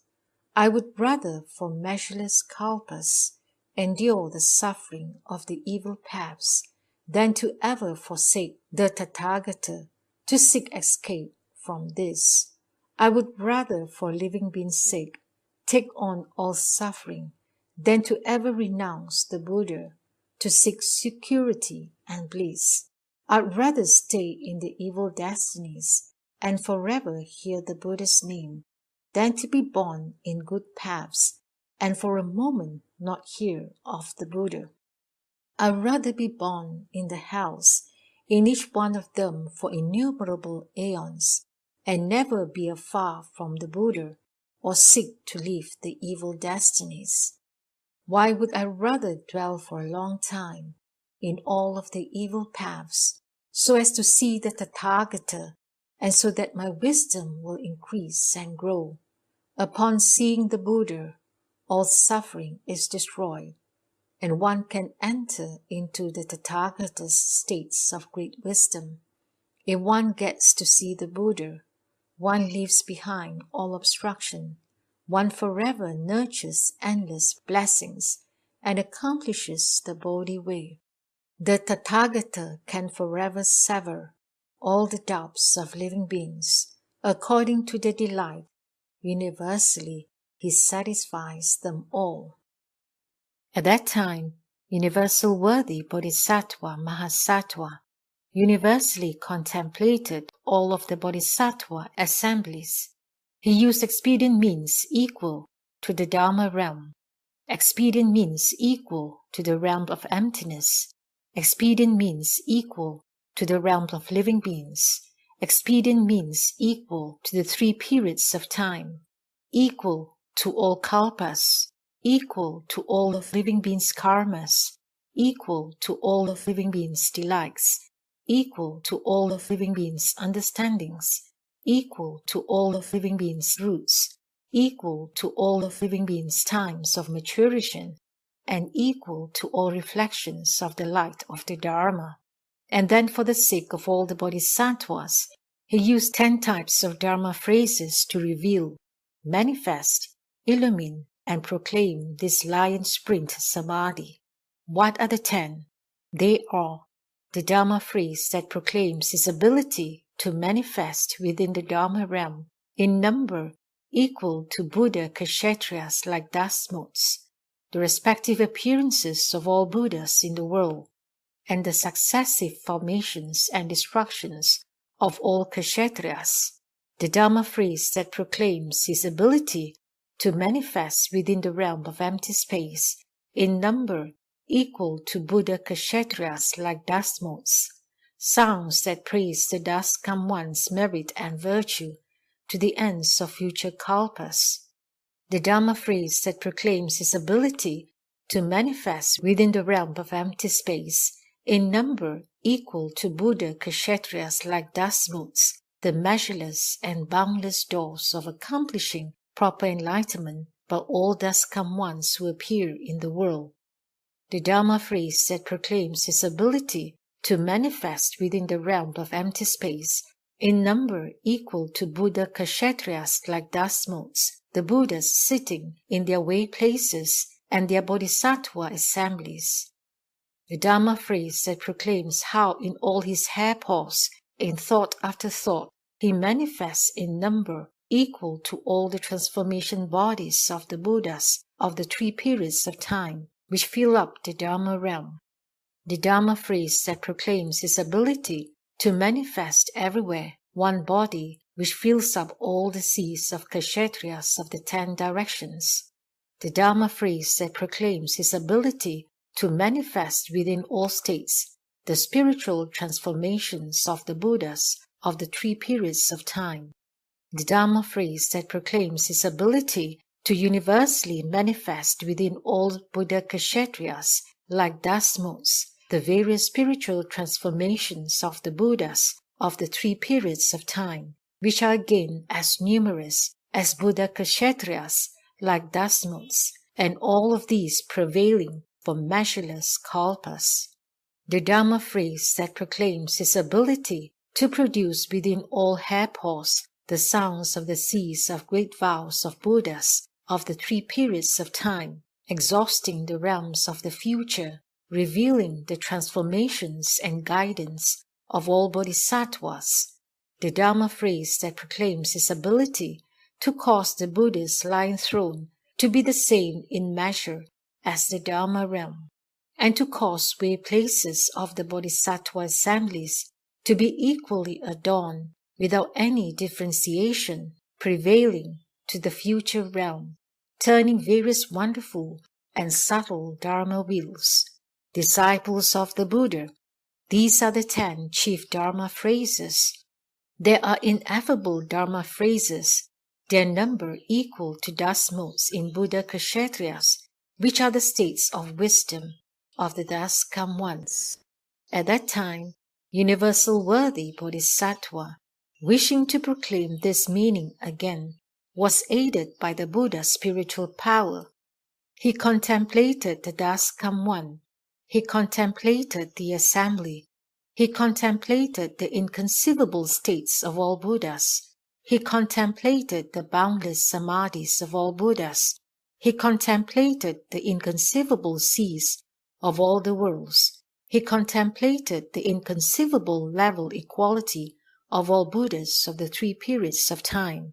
He contemplated all the measureless and boundless dharmas of all languages, and then he spoke verses saying, "In every single hair pore are Kshatriya seas as many as Dasmots.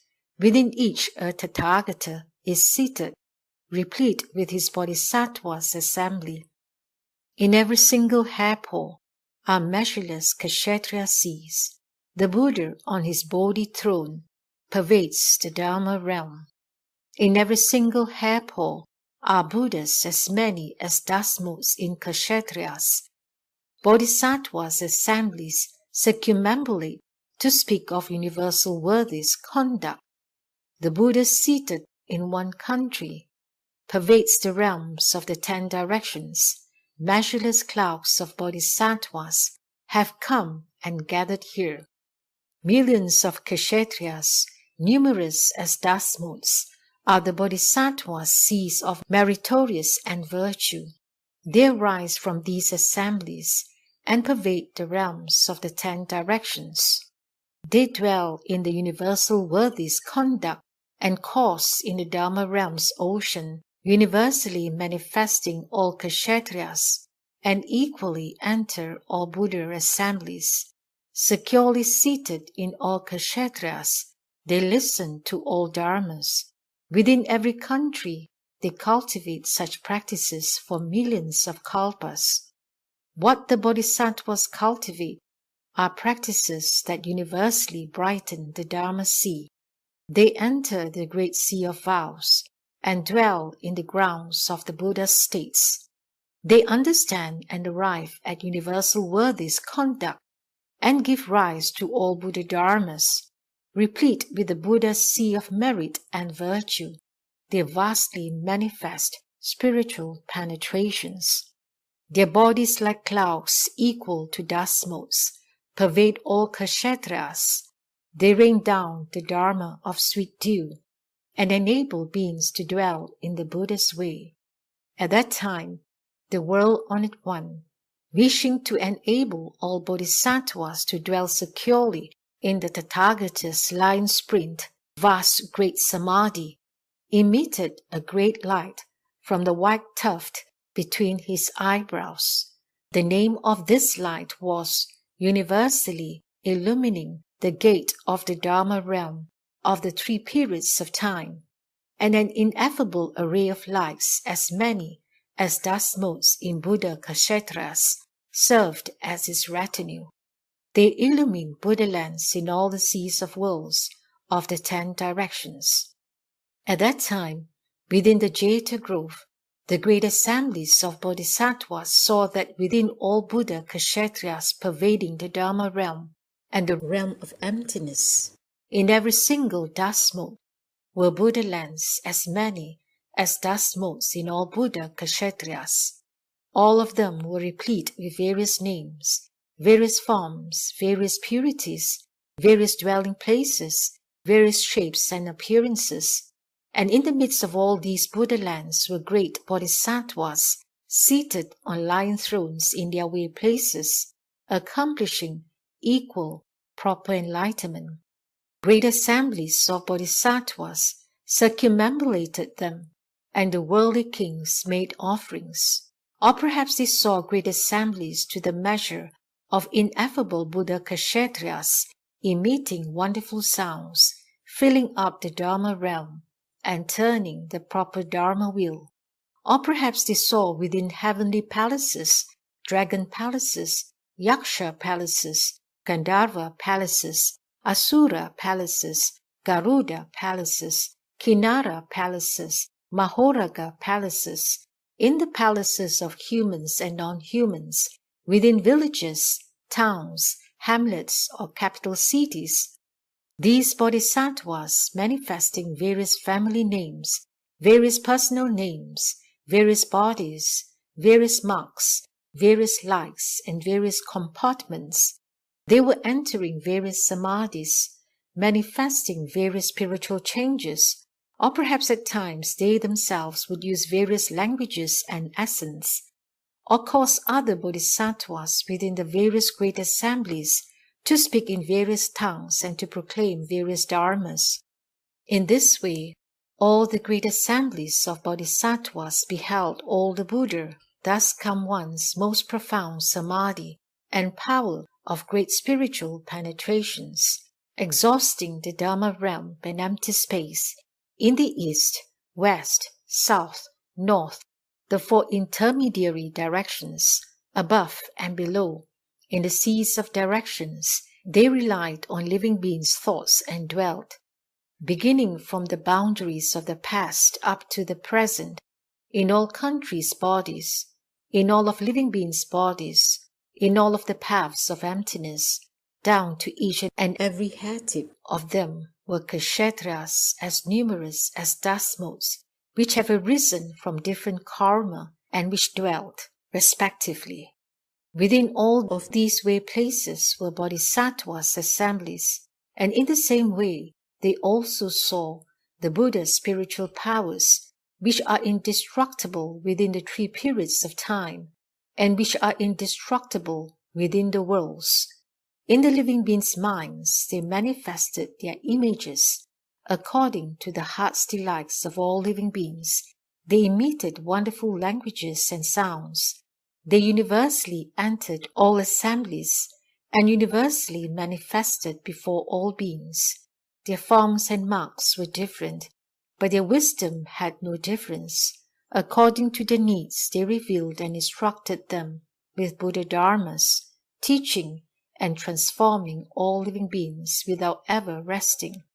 As for those who could perceive these Buddha's spiritual powers, this was due to Vairocana, thus come one, who in the past used good roots to gather them in, or he used the four dharmas of attraction to gather them in, or it is from the maturation of seeing, hearing, remembering, and drawing near, or in the past he had taught them to bring forth the resolve for Anuttara Sankhya Sambodhi, or in the past they have together planted good roots at all the Buddha's places, or in the past he had used all wisdom and clever expedient devices to teach and transform and bring them to maturity.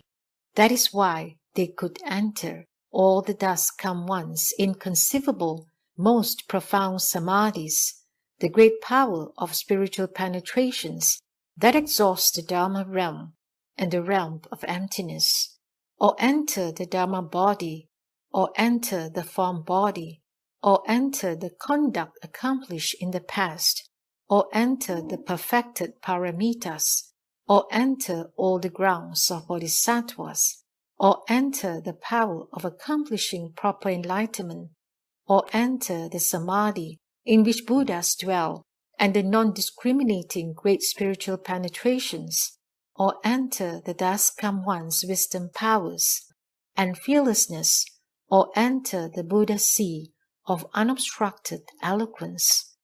All of these bodhisattvas use various understandings, various paths, various doors, various entrances, various principles and tendencies, various compliances, various wisdoms, various aids to the way, various skill in means, and various samadhis as expedient doors to enter into the sea of the Buddha's spiritual transformations, which were as numerous as dust motes in ineffable Buddha kshetras.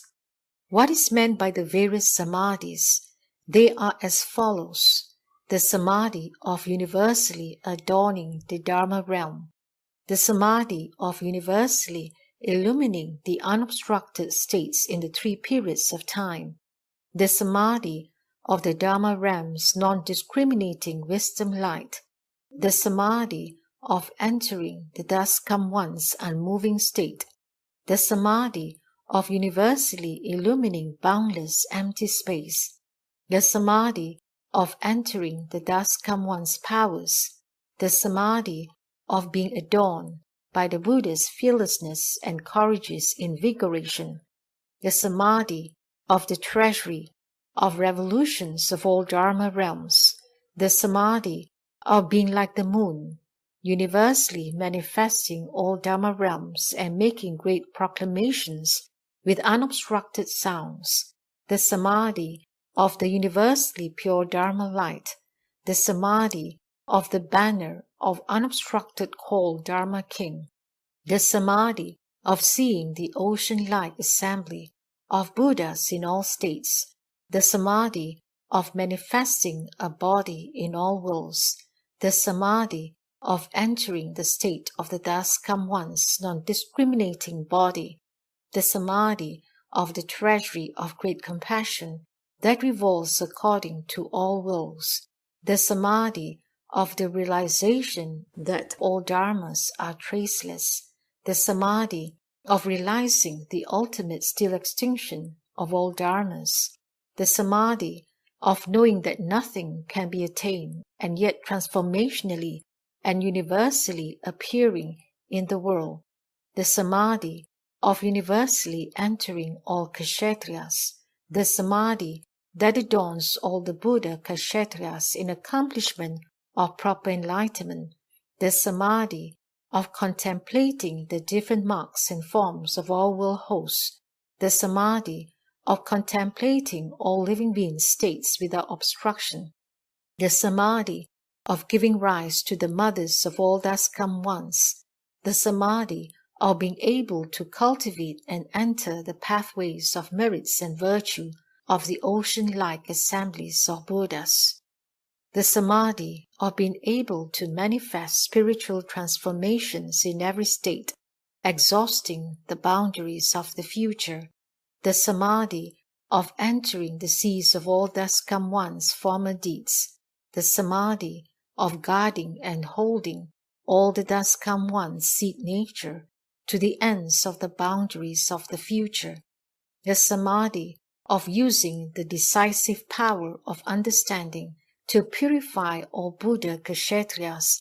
that appear in the 10 directions at the present time, the samadhi of universally illumining of all the Buddhas, the samadhi of entering the limit of non-obstruction of all states, the samadhi of causing all worlds to become one Buddha kshetriya, the samadhi of bringing forth all of the Buddha's transformation bodies, the samadhi of employing Vajra regal wisdom to know the seas of all faculties, the samadhi of knowing that all that is securely set up within the Dharma realm dwells in the limit of the mind, the samadhi of manifesting nirvana in all the vast great countries of the Dharma realm, the samadhi of being able to cause others to dwell in the most superior places, the samadhi of manifesting all the different bodies of living beings in all Buddha kshetriyas,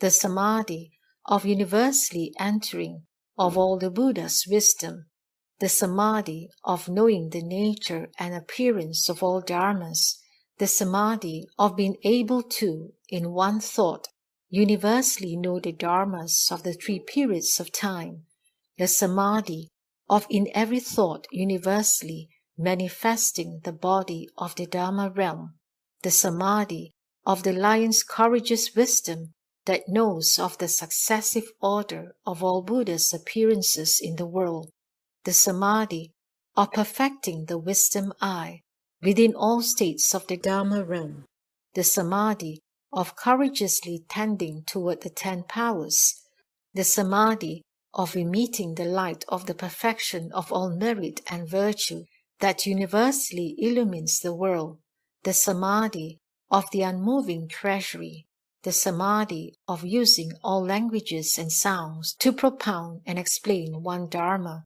the samadhi of proclaiming the non-dual door of all Buddhas, the samadhi of knowing the limit of unobstructedness of the 3 periods of time, the samadhi of entering the subtle and fine expedients of the 10 powers, the samadhi of accomplishing all bodhisattva practices in all kalpas without any interruption, the samadhi of universally manifesting a body in the 10 directions, the samadhi of accomplishing proper enlightenment with sovereignty within the Dharma realm, the samadhi of giving birth to the reception of all security and peace, the samadhi of producing various objects of adornment to adorn the realm of empty space, the samadhi of being able within every thought to produce clouds of transformation bodies equal to the number of living beings,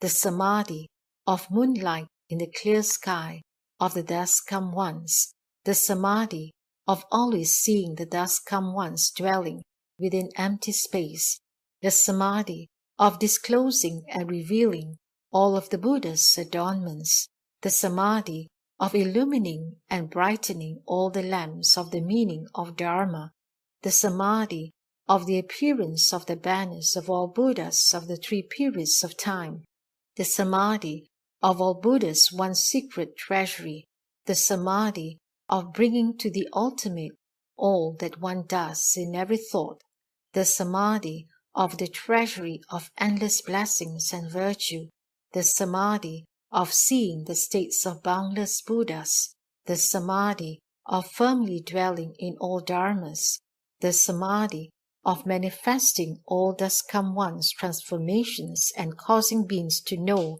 and to see them, the samadhi of the Buddhist sun appearing in every thought, the samadhi of knowing all the dharmas within the three periods of time within one day, the samadhi of proclaiming with universal sounds the still and extinct nature of all dharmas, the samadhi of the lotus flower blossoming from the Dharma realm, the samadhi of contemplating all dharmas as being like emptiness and without a dwelling place, the samadhi of the sea of the 10 directions universally entering one direction, the samadhi of entering the basis of all Dharma realms, which is without a source, the samadhi of all the seas of dharmas, the samadhi of emitting all lights with a still and quiet body, the samadhi of manifesting all spiritual penetrations and great vows within one thought, the samadhi of accomplishing proper enlightenment at all times and in all places, the samadhi of using one adornment to enter all of the Dharma realm, the samadhi of universally manifesting all the Buddha's bodies, the samadhi of great, vast, superior wisdom and spiritual penetration that knows about all living beings, the samadhi of pervading the Dharma realm with one's body in a single thought, the samadhi of manifesting the pure Dharma realm of the one vehicle, the samadhi of entering the Dharma realm's doors to universality and manifesting great adornments, the samadhi of dwelling in and upholding the will of all Buddha dharmas, the samadhi of attracting the realms of living beings with the vows and practices like Indra's net,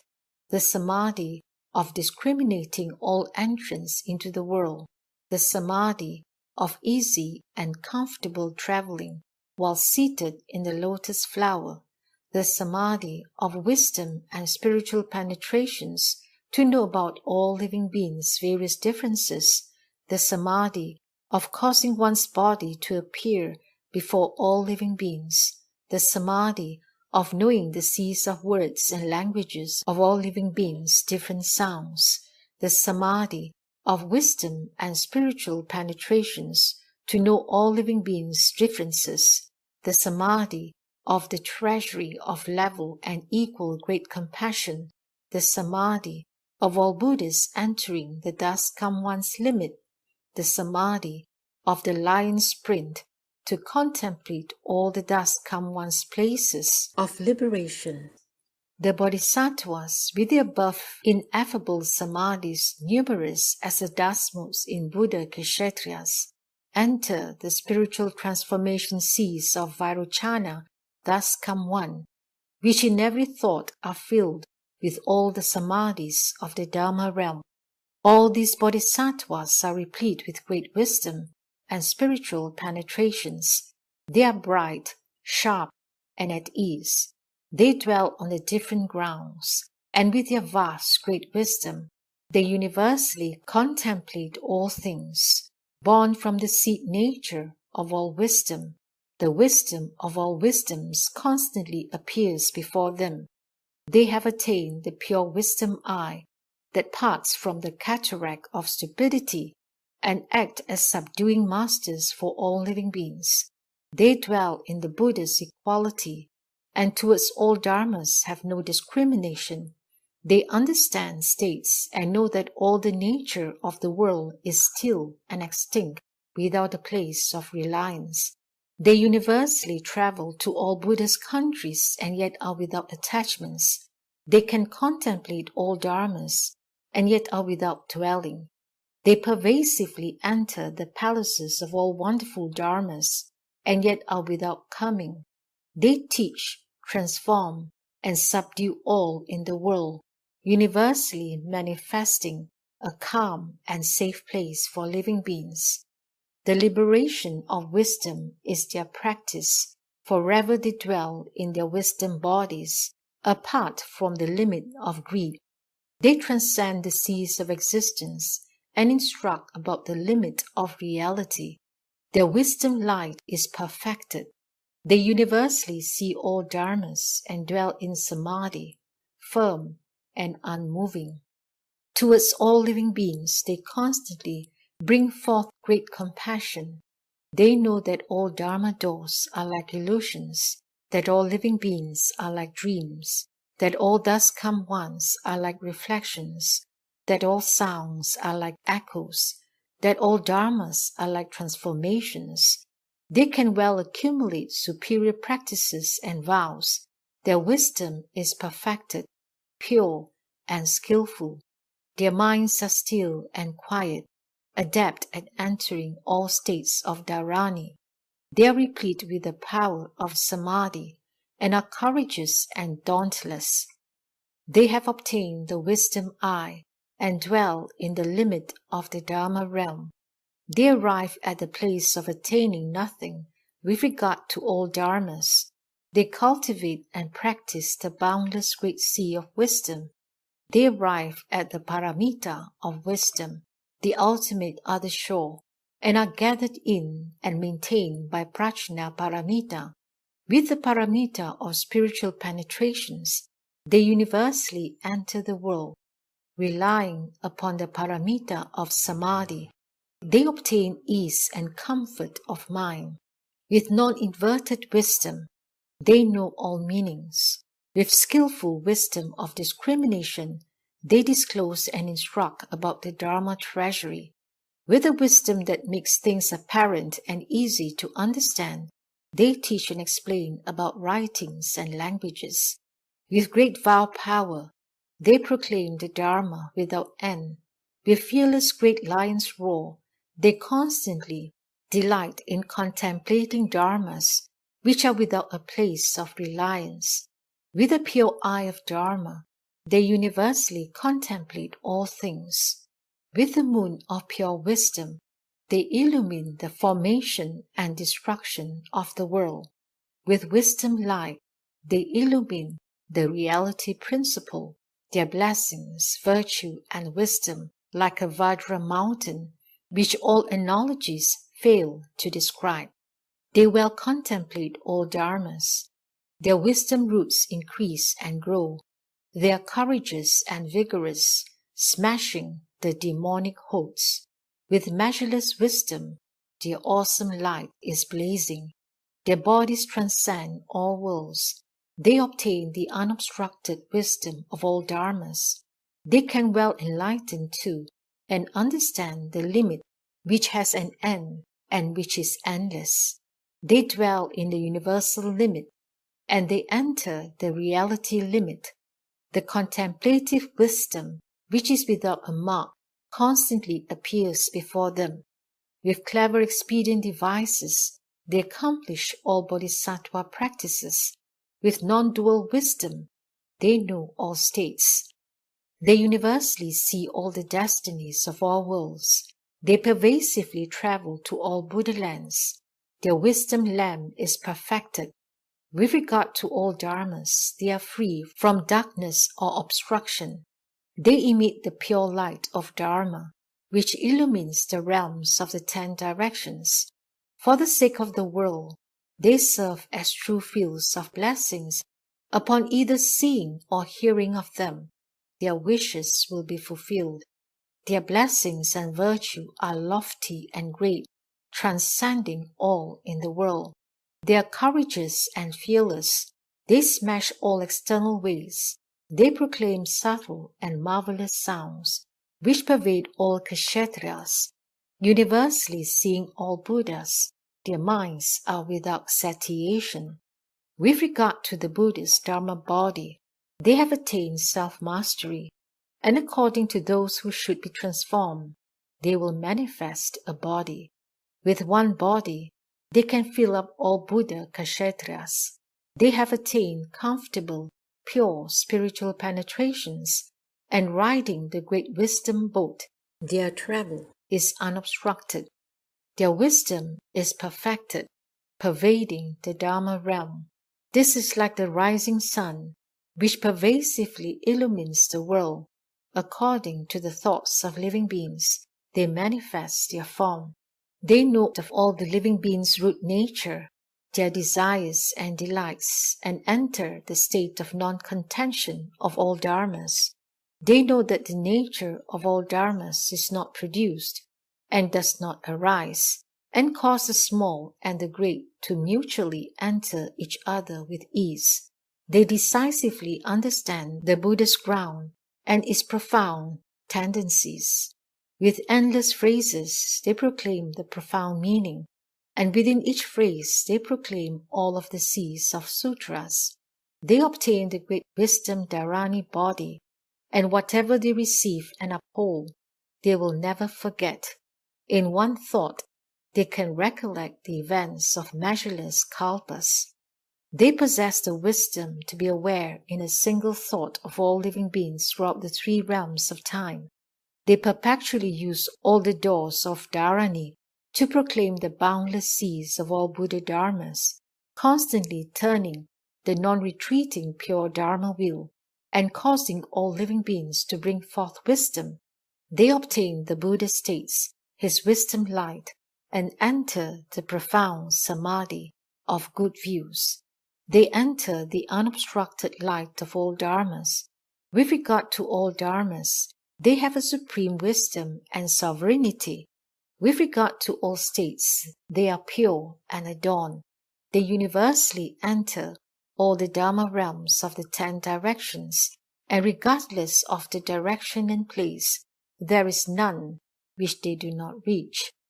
Within every dasmut, they manifest the accomplishment of proper enlightenment. Within the nature that is without form, they manifest all forms. From within all directions, they enter one direction. All of these bodhisattvas, replete with the above treasury of boundless blessings, wisdom, merit, and virtue, are constantly praised and extolled by all the Buddhas. With all types of languages and words, their merit and virtue is spoken of, but it cannot be exhaustively expressed. There were none who were not there in the Jeta grove. They were profoundly immersed in the Daskam-one's great sea of merit and virtue, and all could see how they were illumined by the Buddha's light.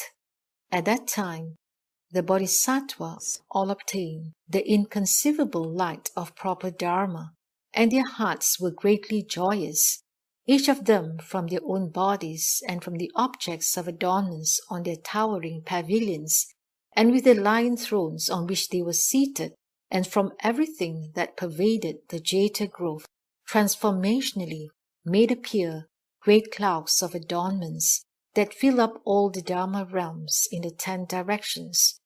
That is to say, within every thought they emitted clouds of great light that pervaded the 10 directions, and that could enlighten all living beings. They emitted clouds of all money-jeweled bells that pervaded the 10 directions, and gave off subtle and wonderful sounds, praising and extolling all the merit and virtue of the Buddhas in the 3 periods of time. They emitted clouds of various kinds of music that pervaded the 10 directions, their sounds proclaiming all of living beings' karma and retributions. They emitted clouds of the forms and appearances of all bodhisattvas' vows and practices that pervaded the 10 directions, and that proclaimed all the great vows of the bodhisattvas. They emitted clouds of all the Daskam-one's easy and comfortable transformations that pervaded the 10 directions, and expressed all of the Buddhas, thus come ones, languages, and sounds. They emitted clouds of all Bodhisattvas' bodies, adorned with subtle characteristics which pervaded the 10 directions and explained the successive order in which all thus come ones appear in all the countries. They emitted clouds of the way places of the thus come ones in the 3 periods of time that pervaded the 10 directions and manifested the adornment of merit and virtue of all the thus come ones accomplishing equal and proper enlightenment. They emitted clouds of all dragon kings that pervaded the 10 directions and rained down all sorts of fragrances. They emitted clouds of the bodies of all worldly hosts that pervaded the 10 directions and proclaimed the practices of universal worthy Bodhisattva. They emitted clouds of all jeweled adorned pure Buddha Kshatriyas that pervaded the 10 directions and manifested all thus come ones turning the wheel of proper Dharma. Because of all these, Bodhisattvas obtained this inconceivable Dharma light. The Dharma response was such that they brought forth ineffable great spiritually transformed clouds of adornments that were as numerous as dust motes in Buddha Kshatriyas. At that time, Manjushri Bodhisattva, relying upon the Buddha's spiritual power and wishing to further proclaim the deeds of spiritual transformations within this Jeta growth, contemplated the 10 directions and spoke verses saying, "You should contemplate this Jeta growth. Its boundless vastness is due to the Buddha's awesome spirit. All adornments have appeared, filling up the 10 directions of the Dharma realm. In all countries in the 10 directions are boundless types of great adornments, seated on their own thrones amidst these states. Their forms and images clearly appear. Emitted from the hair paws of the Buddha's disciples are various adorned clouds of jeweled flames. They proclaim the Tathagata's subtle and wonderful sounds, which pervade all Kshatriyas of the 10 directions. From jeweled trees and flowers, his wonderful body appears, its form and marks equal to the King Brahma. Arising from dhyana, he takes a stride, whether going or stopping, forever. His comportment is still and quiet. In the Tathagatas each and every hair paw, always appear transformation bodies, hard to conceive of, like universal worthy, the great Bodhisattva. Their various marks are adorned and fine. Within empty space above the Jeta grove, all the adornments emit wonderful sounds, universally proclaiming how the Bodhisattvas of the 3 periods of time accomplish the seeds of all merit and virtue.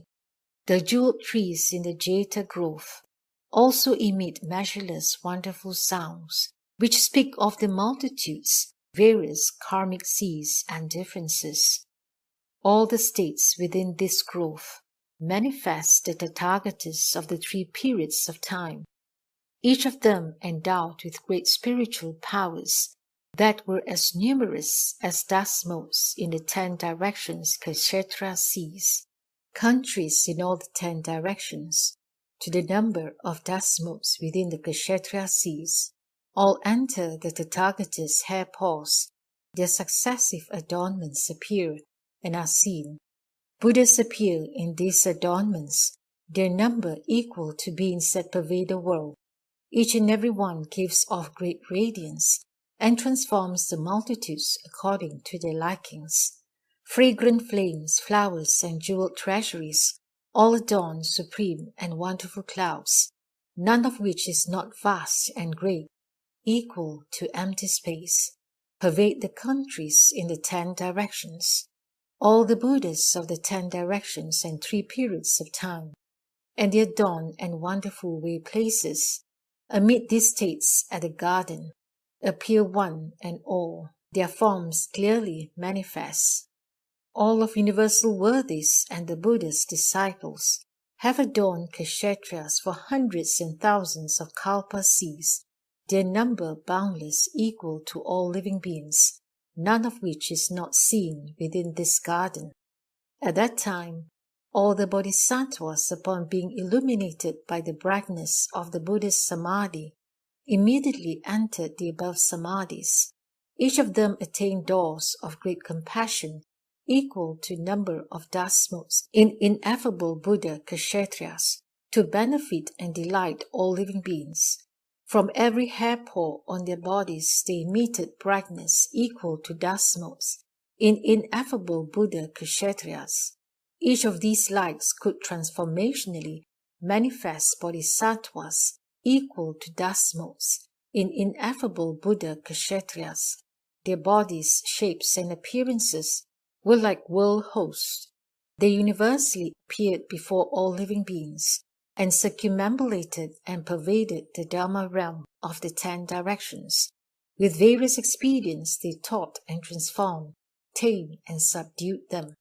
Perhaps they manifested doors of impermanence of all heavenly palaces, or they manifested doors of receiving birth of living beings equal in number to dasmots in ineffable Buddha Kshatriyas, or they manifested the doors to cultivation of Bodhisattvas equal in number to dasmots in ineffable Buddha Kshatriyas, or they manifested doors of states like dreams equal in number to dasmots in ineffable Buddha Kshatriyas, or they manifested doors that shook up the world equal in number to dasmots in ineffable Buddha Kshatriyas, or they manifested the different doors of the world equal in number to dasmots in ineffable Buddha Kshatriyas, or they manifested doors of Dana Paramita equal in number to dasmots in ineffable Buddha Kshatriyas,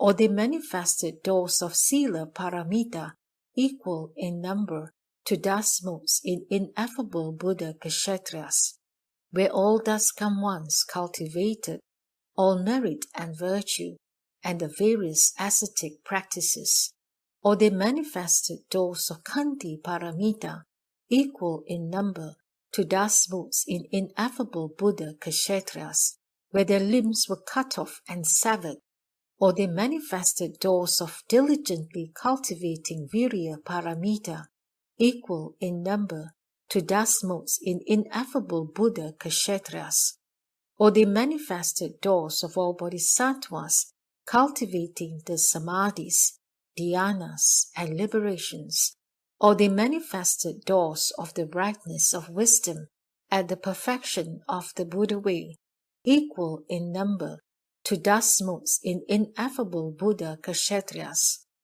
or they manifested the doors of diligently seeking Buddha Dharmas and for the sake of one word or one phrase, renouncing measureless lives, all of these equal in number to dasmots in ineffable Buddha Kshatriyas, or they manifested doors of drawing near to all Buddhas, inquiring about all Dharmas with insatiable and untiring minds, all of these equal in number to dasmots in ineffable Kshatriyas, or they manifested doors of according with the opportunities and timing of living beings, their desires and delights, traveling to their places, maturing them with skill and means, and causing them to dwell in the brightness of the sea of all wisdom, all of these equal in number to dasmots in ineffable Buddha Kshatriyas, or they manifested doors of taming the demonic hosts, curbing the external ways, and manifesting the Bodhisattva's blessings, wisdom, and power, all of these equal in number to dasmots in ineffable Buddha Kshatriyas, or they manifested doors of clear knowledge of all clever arts and skills, equal in number to dasmots in ineffable Buddha Kshatriyas, or they manifested doors of the clear knowledge of all living beings' differences, equal in number to dasmots in ineffable Buddha Kshatriyas, or they manifested doors of the clear knowledge of differences in all dharmas, equal in number to Dasmos in Buddha Kshetriyas, or the manifested doors of clear knowledge of all living beings' minds' delights, equal in number of Dasmos in ineffable Buddha Kshetriyas, or the manifested doors of clear knowledge of all living beings' roots and practices, their afflictions and habits, equal in number to Dasmos in ineffable Buddha Kshetriyas, or the manifested doors of clear wisdom of all living beings' manifold karma, equal in numbers to Dasmos in ineffable Buddha Kshetriyas, or the manifested doors of enlightening all living beings, equal in number to Dasmos in ineffable Buddha Kshetriyas. With the above expedient doors, equal in number to Dasmos in ineffable Buddha Kshetriyas, they travel to the dwelling places of all living beings, bringing them to maturation.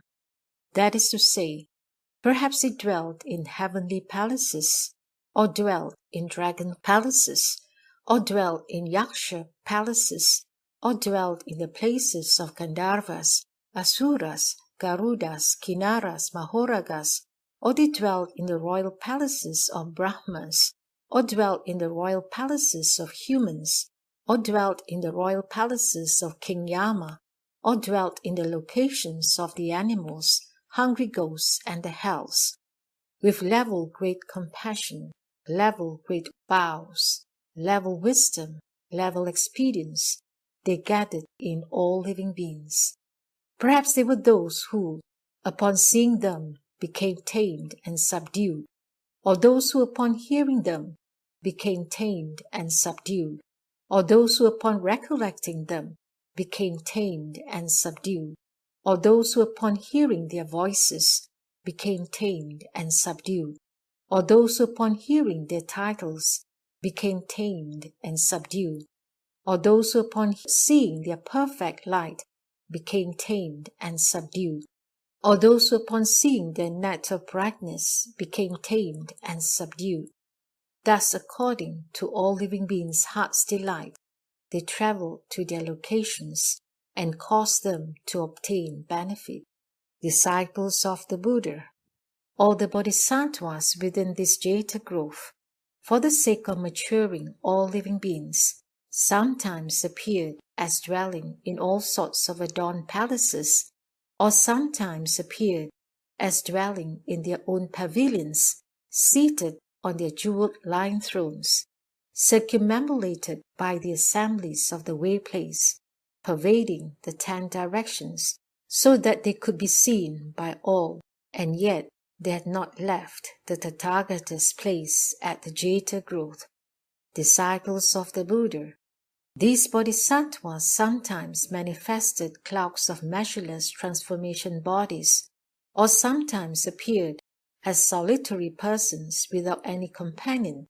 That is to say, perhaps they manifested the body of a Shramana, or they manifested the body of a Brahman, or they manifested the body of one who cultivates bitter practices, or they manifested the body of robust and thriving, or they manifested the body of a medicine king, or they manifested the body of a merchant chief, or they manifested the body of one who cultivates pure livelihood, or they manifested the body of one who entertains music, or they manifested the body of one who serves all the gods, or they manifested the body of one who is skilled at all the crafts or artistries.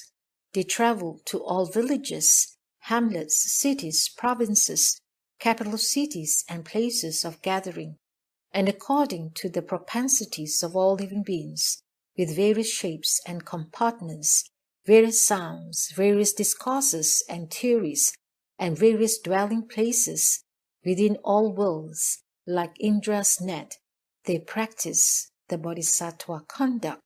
Perhaps they spoke of the crafts and artistries in all worlds, or they spoke of the lamp of all wisdom that illumines the world, or they spoke of the adornments of all living beings' karmic power, or they spoke of the establishment of the different vehicles within countries of the 10 directions, or they spoke of the states of all dharmas illumined by the wisdom lamp. They taught and transformed living beings, and yet they did not leave the Buddha's location at the Jeta grove. At that time, Dharma Prince Manjushri came forth from the good dwelling pavilion with measureless Bodhisattvas who accompanied him. With him were also the Vajra spirits who were constantly in attendance, the many-bodied spirits who, universally for the sake of living beings, made offerings to the Buddhas, the spirits traveling on foot, who had made solid vows to always follow in attendance, the earth-ruling spirits who delighted in hearing the Dharma, the water-ruling spirits who always delighted in cultivating great compassion, the fire-ruling spirits who illumined with wisdom light, the wind-ruling spirits who were crowned with mani, the direction-ruling spirits who were clear and skilled at compartments of the 10 directions.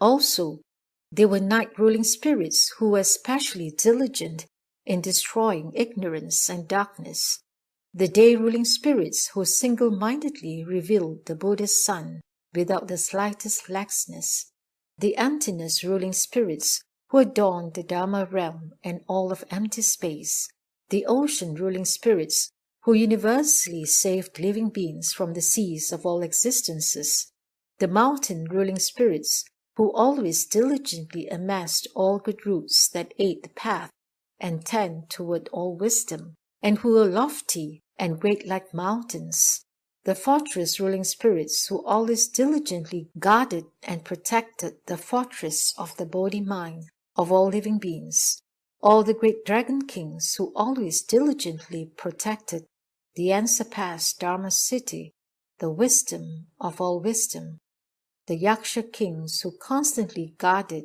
and protected all living beings, the Kumbhanda kings who always diligently destroyed the destinies of the evil ghosts, the Garuda kings who had forever vowed to pull living beings from the seas of existence and save them, the Sura kings who vowed to accomplish the Tathagata's body, to be lofty and to transcend the world, the Mahoraga kings who took delight in seeing the Buddha and reverently bowed, the great heavenly kings who were forever wearied of birth and death, and who delighted in seeing the Buddha, and the great Brahma kings who revered the Buddha, praised and made offerings to him.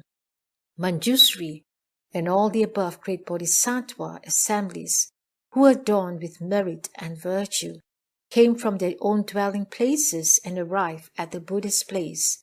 They circumambulated the Buddha to the right a countless number of times, and made offerings of all sorts of objects. After making these offerings, they bade farewell and went south toward the world of humans. At that time, the Venerable Shariputra, aided by the Buddha's spiritual power, saw that Manjushri Bodhisattva, together with the assembly of Bodhisattvas as adornment, had come out of the Jeta grove and was heading south to travel in the world of people, and he had the following thought: I should now go south with Manjushri. Then the Venerable Shariputra, together with 6,000 bhikshus who surrounded him all around, came out of their own dwelling place, and to where the Buddha was, they bowed to the Buddha and requested permission from the World-Honored One. The World-Honored One consented. Shariputra circumambulated to the right 3 times, bade farewell, and left. They went towards where Manjushri was. These 6,000 bhikshus dwelt together at the same place as Shariputra. They had not left the home life for long. They were Sea Enlightenment Bhikshu, Good Birth Bhikshu, Light of Blessings Bhikshu, Great Pure Youth Bhikshu, Lightning Born Bhikshu, Pure Practice Bhikshu, Heavenly Virtue Bhikshu, Regal Wisdom Bhikshu, Brahma Supreme Bhikshu, Still Wisdom Bhikshu, and so forth. their number 6,000 in all. They had made offerings to measureless Buddhas and deeply planted good roots. Their power of understanding was vast and great. Their eye of belief was lucid and clear. Their minds were broad and extensive. In contemplating the Buddha state, they understood the basic nature of dharmas and could benefit living beings. They constantly delighted in diligently seeking the merit and virtue of all Buddhas. They had all been brought to accomplishment by the teachings and transformations from Manjushri, who spoke the Dharma for them. At that time, during their travels, the Venerable Shariputra regarded the bhikshus and told See Enlightenment Bhikshu, See Enlightenment, you can contemplate the pure body of Manjushri Bodhisattva, his fine marks and his adornments. None of the heavenly gods can conceive of this. You can contemplate the perfect and luminous radiance of Manjushri, which causes measureless living beings to become delighted in mind. You can contemplate the adornments of Manjushri's net of light, which destroys the measureless suffering and afflictions of living beings. You can contemplate the complete assemblies of Manjushri, which are all gathered in by the past good roots of the Bodhisattva. You can contemplate the road on which Manjushri travels. For 8 steps to both left and right, it is broad, level, and adorned. You can contemplate the dwelling place of Manjushri in the 10 directions surrounding it. There are always weird places which revolve around it. You can contemplate the road on which Manjushri treads, which is replete with measureless blessings, virtue, and adornments, and on both the left and right sides are great hidden treasure troves, from which all sorts of precious gems spontaneously well forth. You can contemplate how Manjushri has made offerings to the Buddhas, and because of the flow of his good roots, how all the trees sprout adorned treasuries. You can contemplate Manjushri and see how all the worldly hosts rain down clouds of objects and bow in reverence as their offerings. You can contemplate Manjushri and see how whenever all Buddhas thus come once of the 10 directions are about to speak the Dharma, they meet light from the white tuft between their eyebrows, and how that light illumines his body and enters into his crown. At that time, the Venerable Shariputra, for the sake of the bhikshus, praised, extolled, revealed, and described Prince Manjushri's endowments of such measureless merit and virtue, and the perfection of his adornments. Upon listening to this, all the bhikshus became purified in their minds. Their belief and understanding became so solid that such they could not contain themselves and leapt with joy. Their bodies became soft and supple. Their various sense faculties registered delight. Their worries and suffering were destroyed. Their filth and obstructions were completely annihilated. Constantly, they saw all the Buddhas. Deeply seeking the proper Dharma, they became endowed with the faculties of Bodhisattvas and attained the strength of Bodhisattvas. Great compassion and vast vows spontaneously arose of themselves. They entered the various paramitas and the profound states, the ocean-like assemblies of Buddhas in the 10 directions constantly appeared before them. They brought forth profound belief and delight from all wisdom, and they addressed the Venerable Shariputra. We only wish that you, great teacher, would take us to the place of that Supreme Person. Then Shariputra went with them to the place and said, Humane One, all of these bhikshus wish to serve and wait upon you. At that time, Dharma Prince Manjushri, who was circumambulated by measureless, comfortable bodhisattvas, together with their great assemblies, turned his head around like an elephant king and gazed at all the bhikshus. Whereupon all the bhikshus bowed at his feet placed their palms together in reverence and said, "We now gaze upon you with admiration and reverently bow all of your good roots.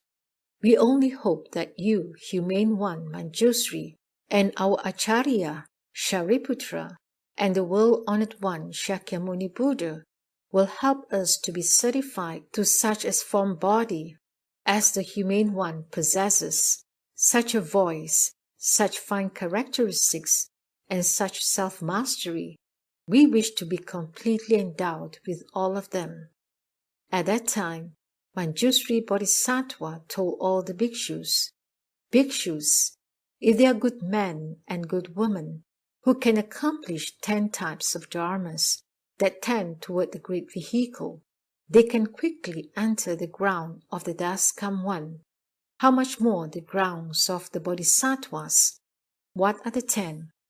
They are amassing all good roots with a mind free from weariness, seeing all Buddhas, serving and making offerings to them with a mind free from weariness, seeking all Buddha Dharma with a mind free from weariness, practicing all the paramitas with a mind free from weariness, accomplishing the samadhis of all Bodhisattvas with a mind free from weariness, respectively entering all of the 3 periods of time with a mind free from weariness, universally adorning and purifying the Buddha Kshatriyas in the 10 directions with a mind free from weariness, teaching and transforming, taming and subduing all living beings with a mind free from weariness, in all Kshatriyas, in all kalpas, accomplishing the Bodhisattva practices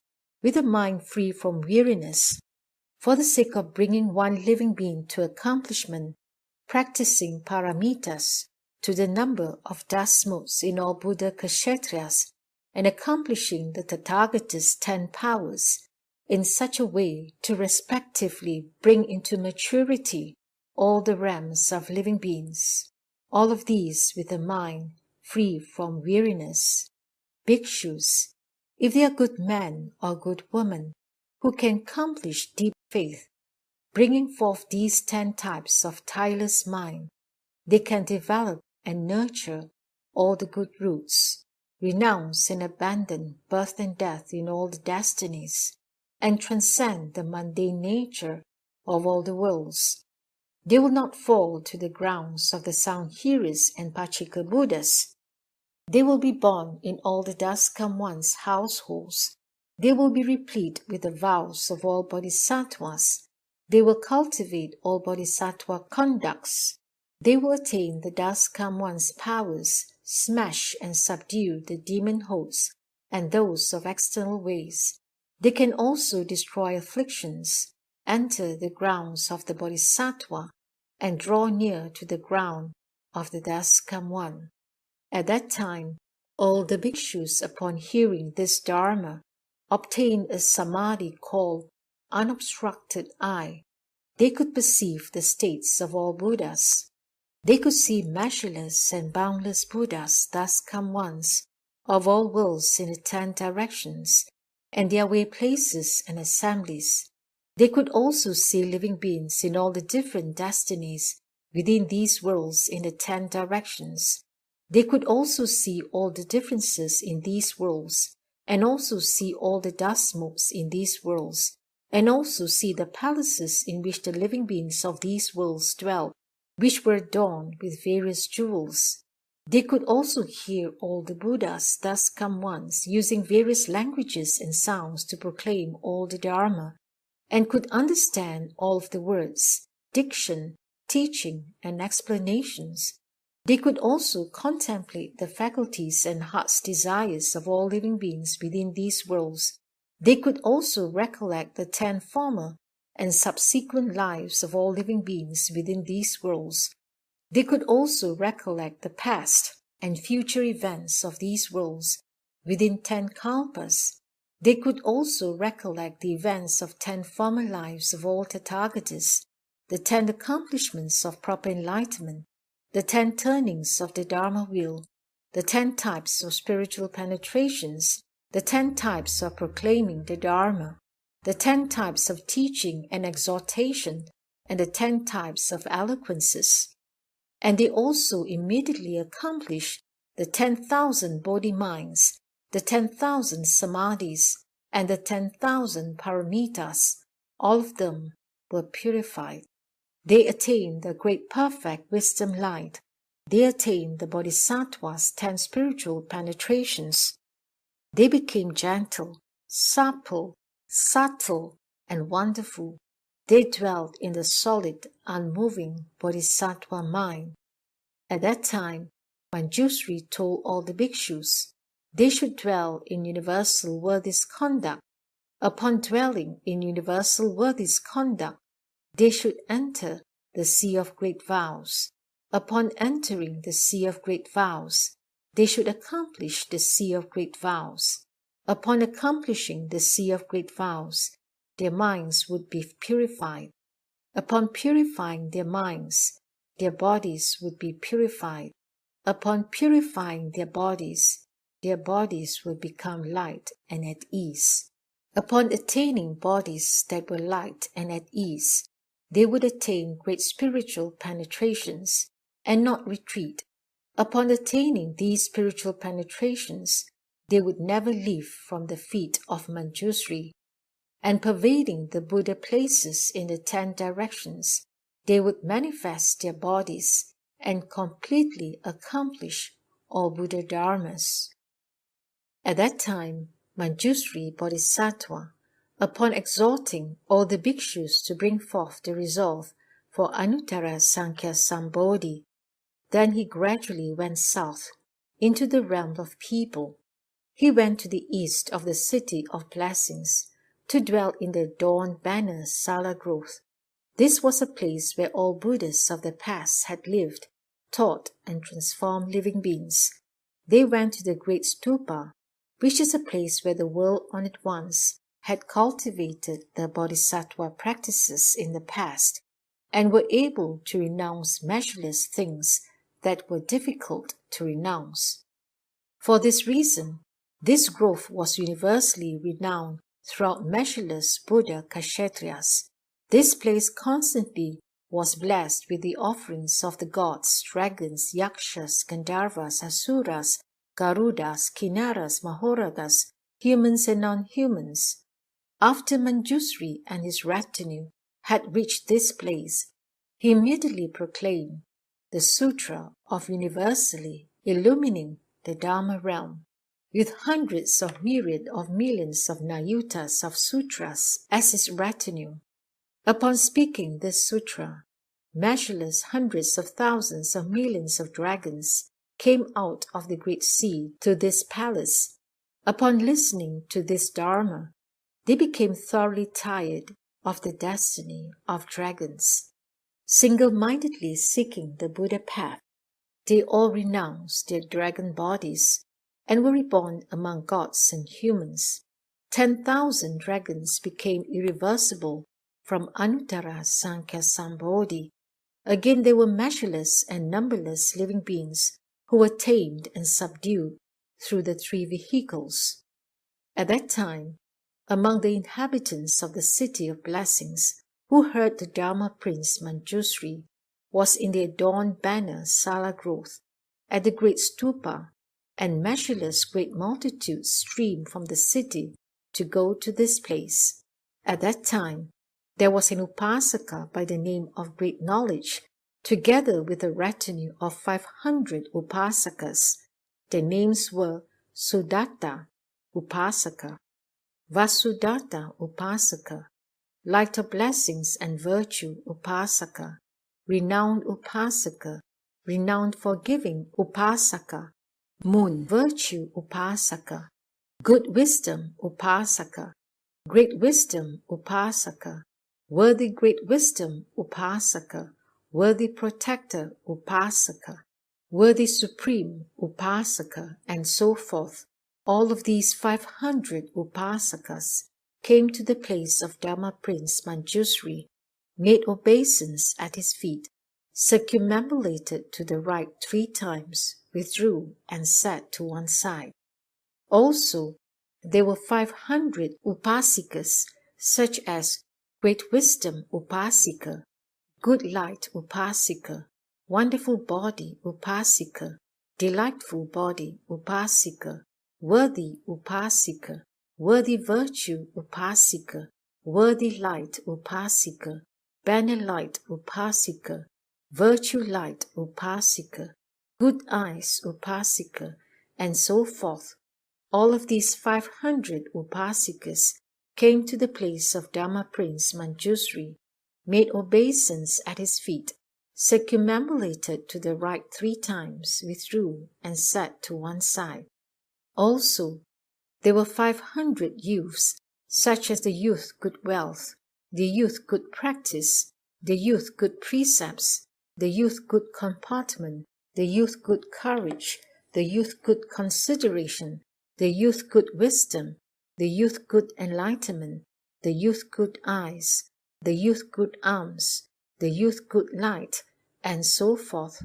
All of these 500 good youths came to the place of Dharma Prince Manjushri, made obeisance at his feet, withdrew, and sat to one side. Also, there were 500 maidens, such as the maiden good worth, the maiden who was Great Wisdom Upasika's daughter, the maiden worthy name, the maiden good features, the maiden solid wisdom, the maiden worthy virtues, the maiden virtuous, the maiden Brahma teaching, the maiden virtue light, the maiden good light, and so forth.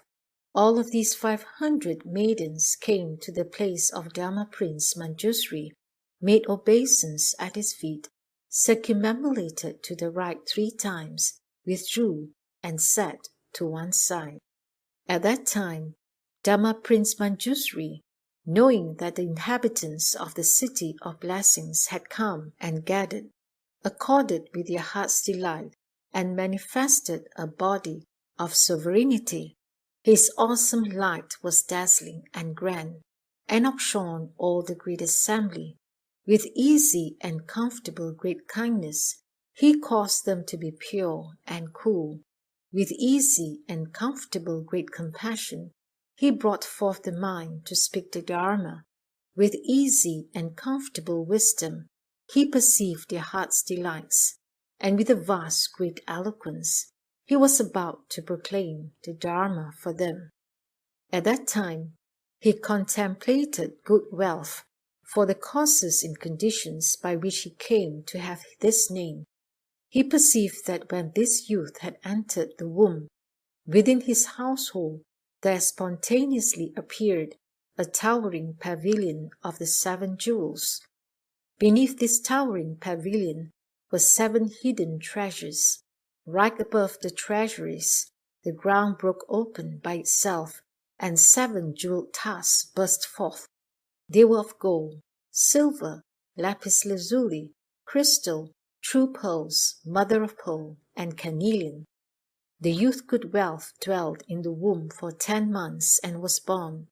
His build, body, limbs, and joints were upright and full. The 7 great treasuries were broad and extensive.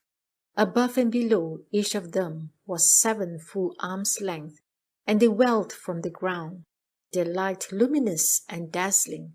Again in that household, spontaneously there appeared 500 jeweled vessels, and various objects naturally filled them to abundance. Specifically, the Vajra vessels were filled with all sorts of incenses. The incense vessels were filled with various robes. The fine jade vessels were filled with various superior types of food and drink. The money vessels were filled with various rare and precious gems.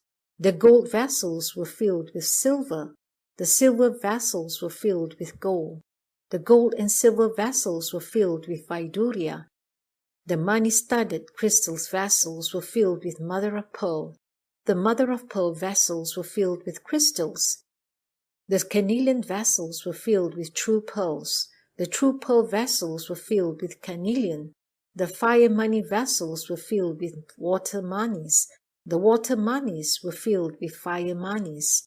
In such a way, these 500 jeweled vessels spontaneously appeared and rained down various gems and objects of wealth, and all the houses became full. Because of this event, his parents, retinue, and good prognosticators unanimously named this infant Good Wealth.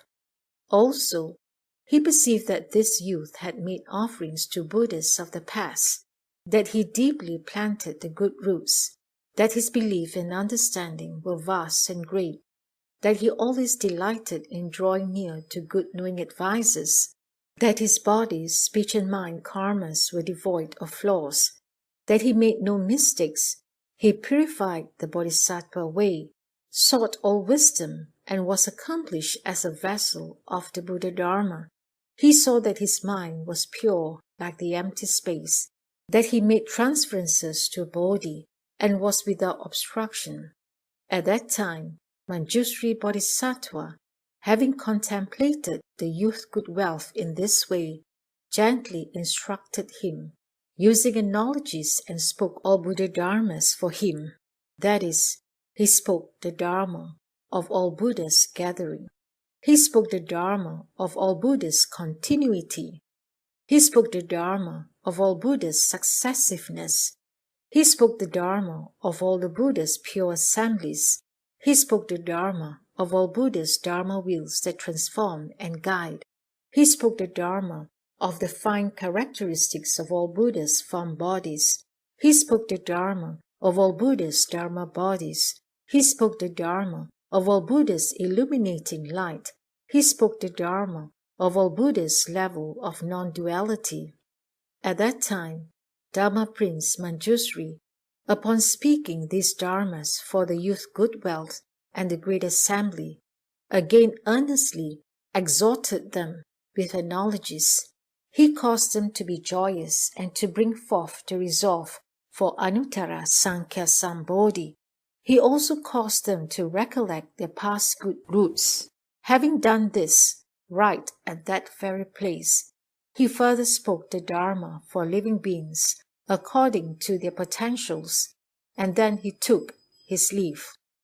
At that time, the youth good wealth, having heard from Manjushri about the various merits and virtues of the Buddha, single-mindedly and diligently sought Anuttara Sankhya Sambodhi. Following Manjushri, he spoke verses saying, "The three existences are like city ramparts. Arrogance forms the walls. The destinies are like doors and windows. Love's water fills the moat, covered by stupidity's darkness. The fires of greed and anger blaze. The demon king becomes the ruler. Like an unknowing child we follow along. Greed and love are a strong rope. Flattery and deception are the reins and beat. Doubt and delusion veils one's eyes as one enters the deviant paths. Stinginess, jealousy, and arrogance abound. One enters the three evil places, or falls into the various destinies. Amid the sufferings of birth, old age, sickness, and death, pure Son of wondrous wisdom, whose great compassion forms a perfect will, which dries up the sea of afflictions, pray grant us a little attention. Pure Moon of wonderful wisdom, your great kindness forms a filthless will, which bestows calmness on us all. I wish you could shine on me, King of the Dharma realm, with Dharma treasures as your foremost guide, who causes in emptiness without obstruction. I wish you would teach and exhort me. Great merchant of blessings and wisdom, courageous in your search for Bodhi, who universally benefits all beings, I wish you would protect me. Donning the armor of forbearance, with wisdom sword in hand, masterfully you quell the demon armies. May you bend to rescue me. Dwelling on Dharma's summit of Sumeru, always attended by maidens in samadhi, destroying the asuras of delusion. Lord Chakra, please consider me. The three existences are the home of stupid mortals. who create causes that form delusive karma and earthly destinies. Humane One subdues them all. Like a lamb, he shows me the way. One who renounces all evil destinies and pursues all good paths, who transcends the mundane world, show me the door to liberation. In a world that's inverted and full of attachments, may the one with thoughts of permanence, bliss, true self, and purity, and the wisdom eye who can leave all this, disclose for me the door of liberation. Well aware of deviant and proper paths, one of fearless discriminating mind, who has decisive understanding in everything, show me the Bodhi road. Dwelling on the ground of the Buddha's proper views, you who nurture the Buddhist trees of merit and virtue, and rain down wonderful Dharma flowers, show me the Bodhi way. Buddhas of past, present, and the future, who pervade throughout all places, like the sun appearing in the world, speak the path for me. You who well know of all karma, profoundly arrived at all vehicles' conducts, one of decisive wisdom, show me the Mahayana. With great compassion as the harp upon its wheel of vows, its axle is composed of faith, its linchpin of endurance, adorned as it is with merit and virtue's treasuries, may I ride upon this carriage. With a broad and great body of Dharma, its canopy of adorning compassion, it rings with chimes of eloquence, may I ride upon this carriage. Brahma practices are its cushions, samadhi its maidens in waiting, Dharma drums resonate with wonderful sounds, may I ride upon this carriage. Endless is its treasury of the four attractions, bejeweled with adorning merit and virtue. Shame forms the halters of its steeds, may I ride upon this carriage. All its turning are the wheels of giving, forever anointed with pure precepts' fragrance. Patience is its sturdy adornment, may I ride upon this carriage. The body is of dhyana concentration and samadhi. The collar is of clever expedients, subdued and non-retreating as it is. May I ride upon this carriage. Great vows are the pure wheels, dharani its solid power. Accomplished it is by wisdom. May I ride upon this carriage. With universal conduct as its circumference, compassionate heart is its composed turning. Toward all it's without fear. May I ride upon this carriage. Solid like Vajra, clever like an illusory transformation, it is unobstructed in all things. May I ride upon this carriage. Vast great of utmost purity, bestowing joy on all beings. It is equal to emptiness and the Dharma realm. May I ride upon this carriage. The wheels purify all karmic delusions. They sever the flow of sufferings, smashing demons and external paths. May I ride upon this carriage. Wisdom fills the 10 directions. Adornments pervade the Dharma realm. Fulfilling all of living beings' wishes, may I ride upon this carriage. Pure and clear, like empty space, with love and views extinguished, there is benefit for all beings. May I ride upon this carriage.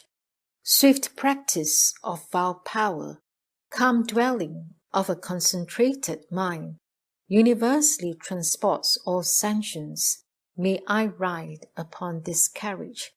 Like the earth that is unmoving, like the water that benefits, in this way living beings are transported. May I ride upon this carriage. The 4 attractions form a perfect wheel. Dharani is a pure clear light. May such a wisdom sun as this appear so that I can see. Those who have ascended to the place of Dharma King and don the crown of the Wisdom Lord. Wrapped as you are with wonderful Dharma silk, pray compassionately, regard me.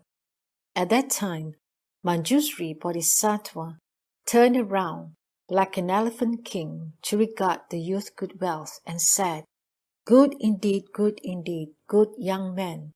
You have brought forth the resolve for Anuttara Sankhya Sambodhi.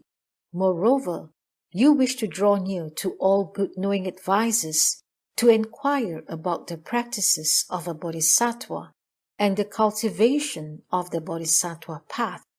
Good young man, drawing near and making offerings to good knowing advisers is the very first causal condition for becoming endowed with all wisdom. Therefore, you should not grow tired of this. The youth good wealth said, I only hope that the sagely one will speak extensively for me about how a bodhisattva should study bodhisattva practices, how he should cultivate bodhisattva practices, how he should tend toward bodhisattva practices, how he should maintain bodhisattva practices, how he should purify bodhisattva practices, how he should enter bodhisattva practices, how he should accomplish bodhisattva practices, how he should follow bodhisattva practices, how he should recollect bodhisattva practices, how he should increase and broaden bodhisattva practices, how he should swiftly perfect the practices of universal worthy. At that time, Manjushri Bodhisattva spoke the following verses for the youth good wealth. Good indeed, merit and virtue's treasury. You have arrived at my place, bringing forth the great compassion mind. You diligently seek utmost enlightenment. You have made vast great vows to destroy living beings' pain, and for the sake of all worlds, to practice the Bodhisattva's conducts. If there are Bodhisattvas who tire not of birth and death suffering, they will be endowed with universal worthy's path, and nothing can destroy them. Light of blessings and power of blessed awesomeness, place of blessings and pure blessed seed, for all living beings' sake, you vow to cultivate universal worthy's conduct. Regard throughout the limit of boundlessness the Buddhas in the 10 directions. You have heard the Dharma from all of them. Receive and upheld it without forgetting or losing any. In the realms of the 10 directions, you can see measureless Buddhas. You have accomplished all seas of vows and are replete with bodhisattva practices.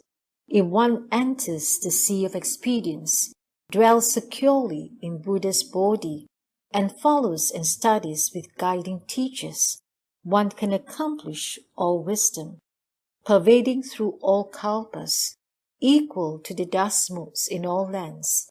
You have practiced universal worthy's conduct and accomplished the Bodhi path. In measureless kshetriyas, in boundless kalpa seas, you have practiced universal worthy's conduct and perfected all the great vows. All the measureless beings here are delighted on hearing of your vows. They all bring forth the Bodhi mind and vow to study universal worthy's vehicle.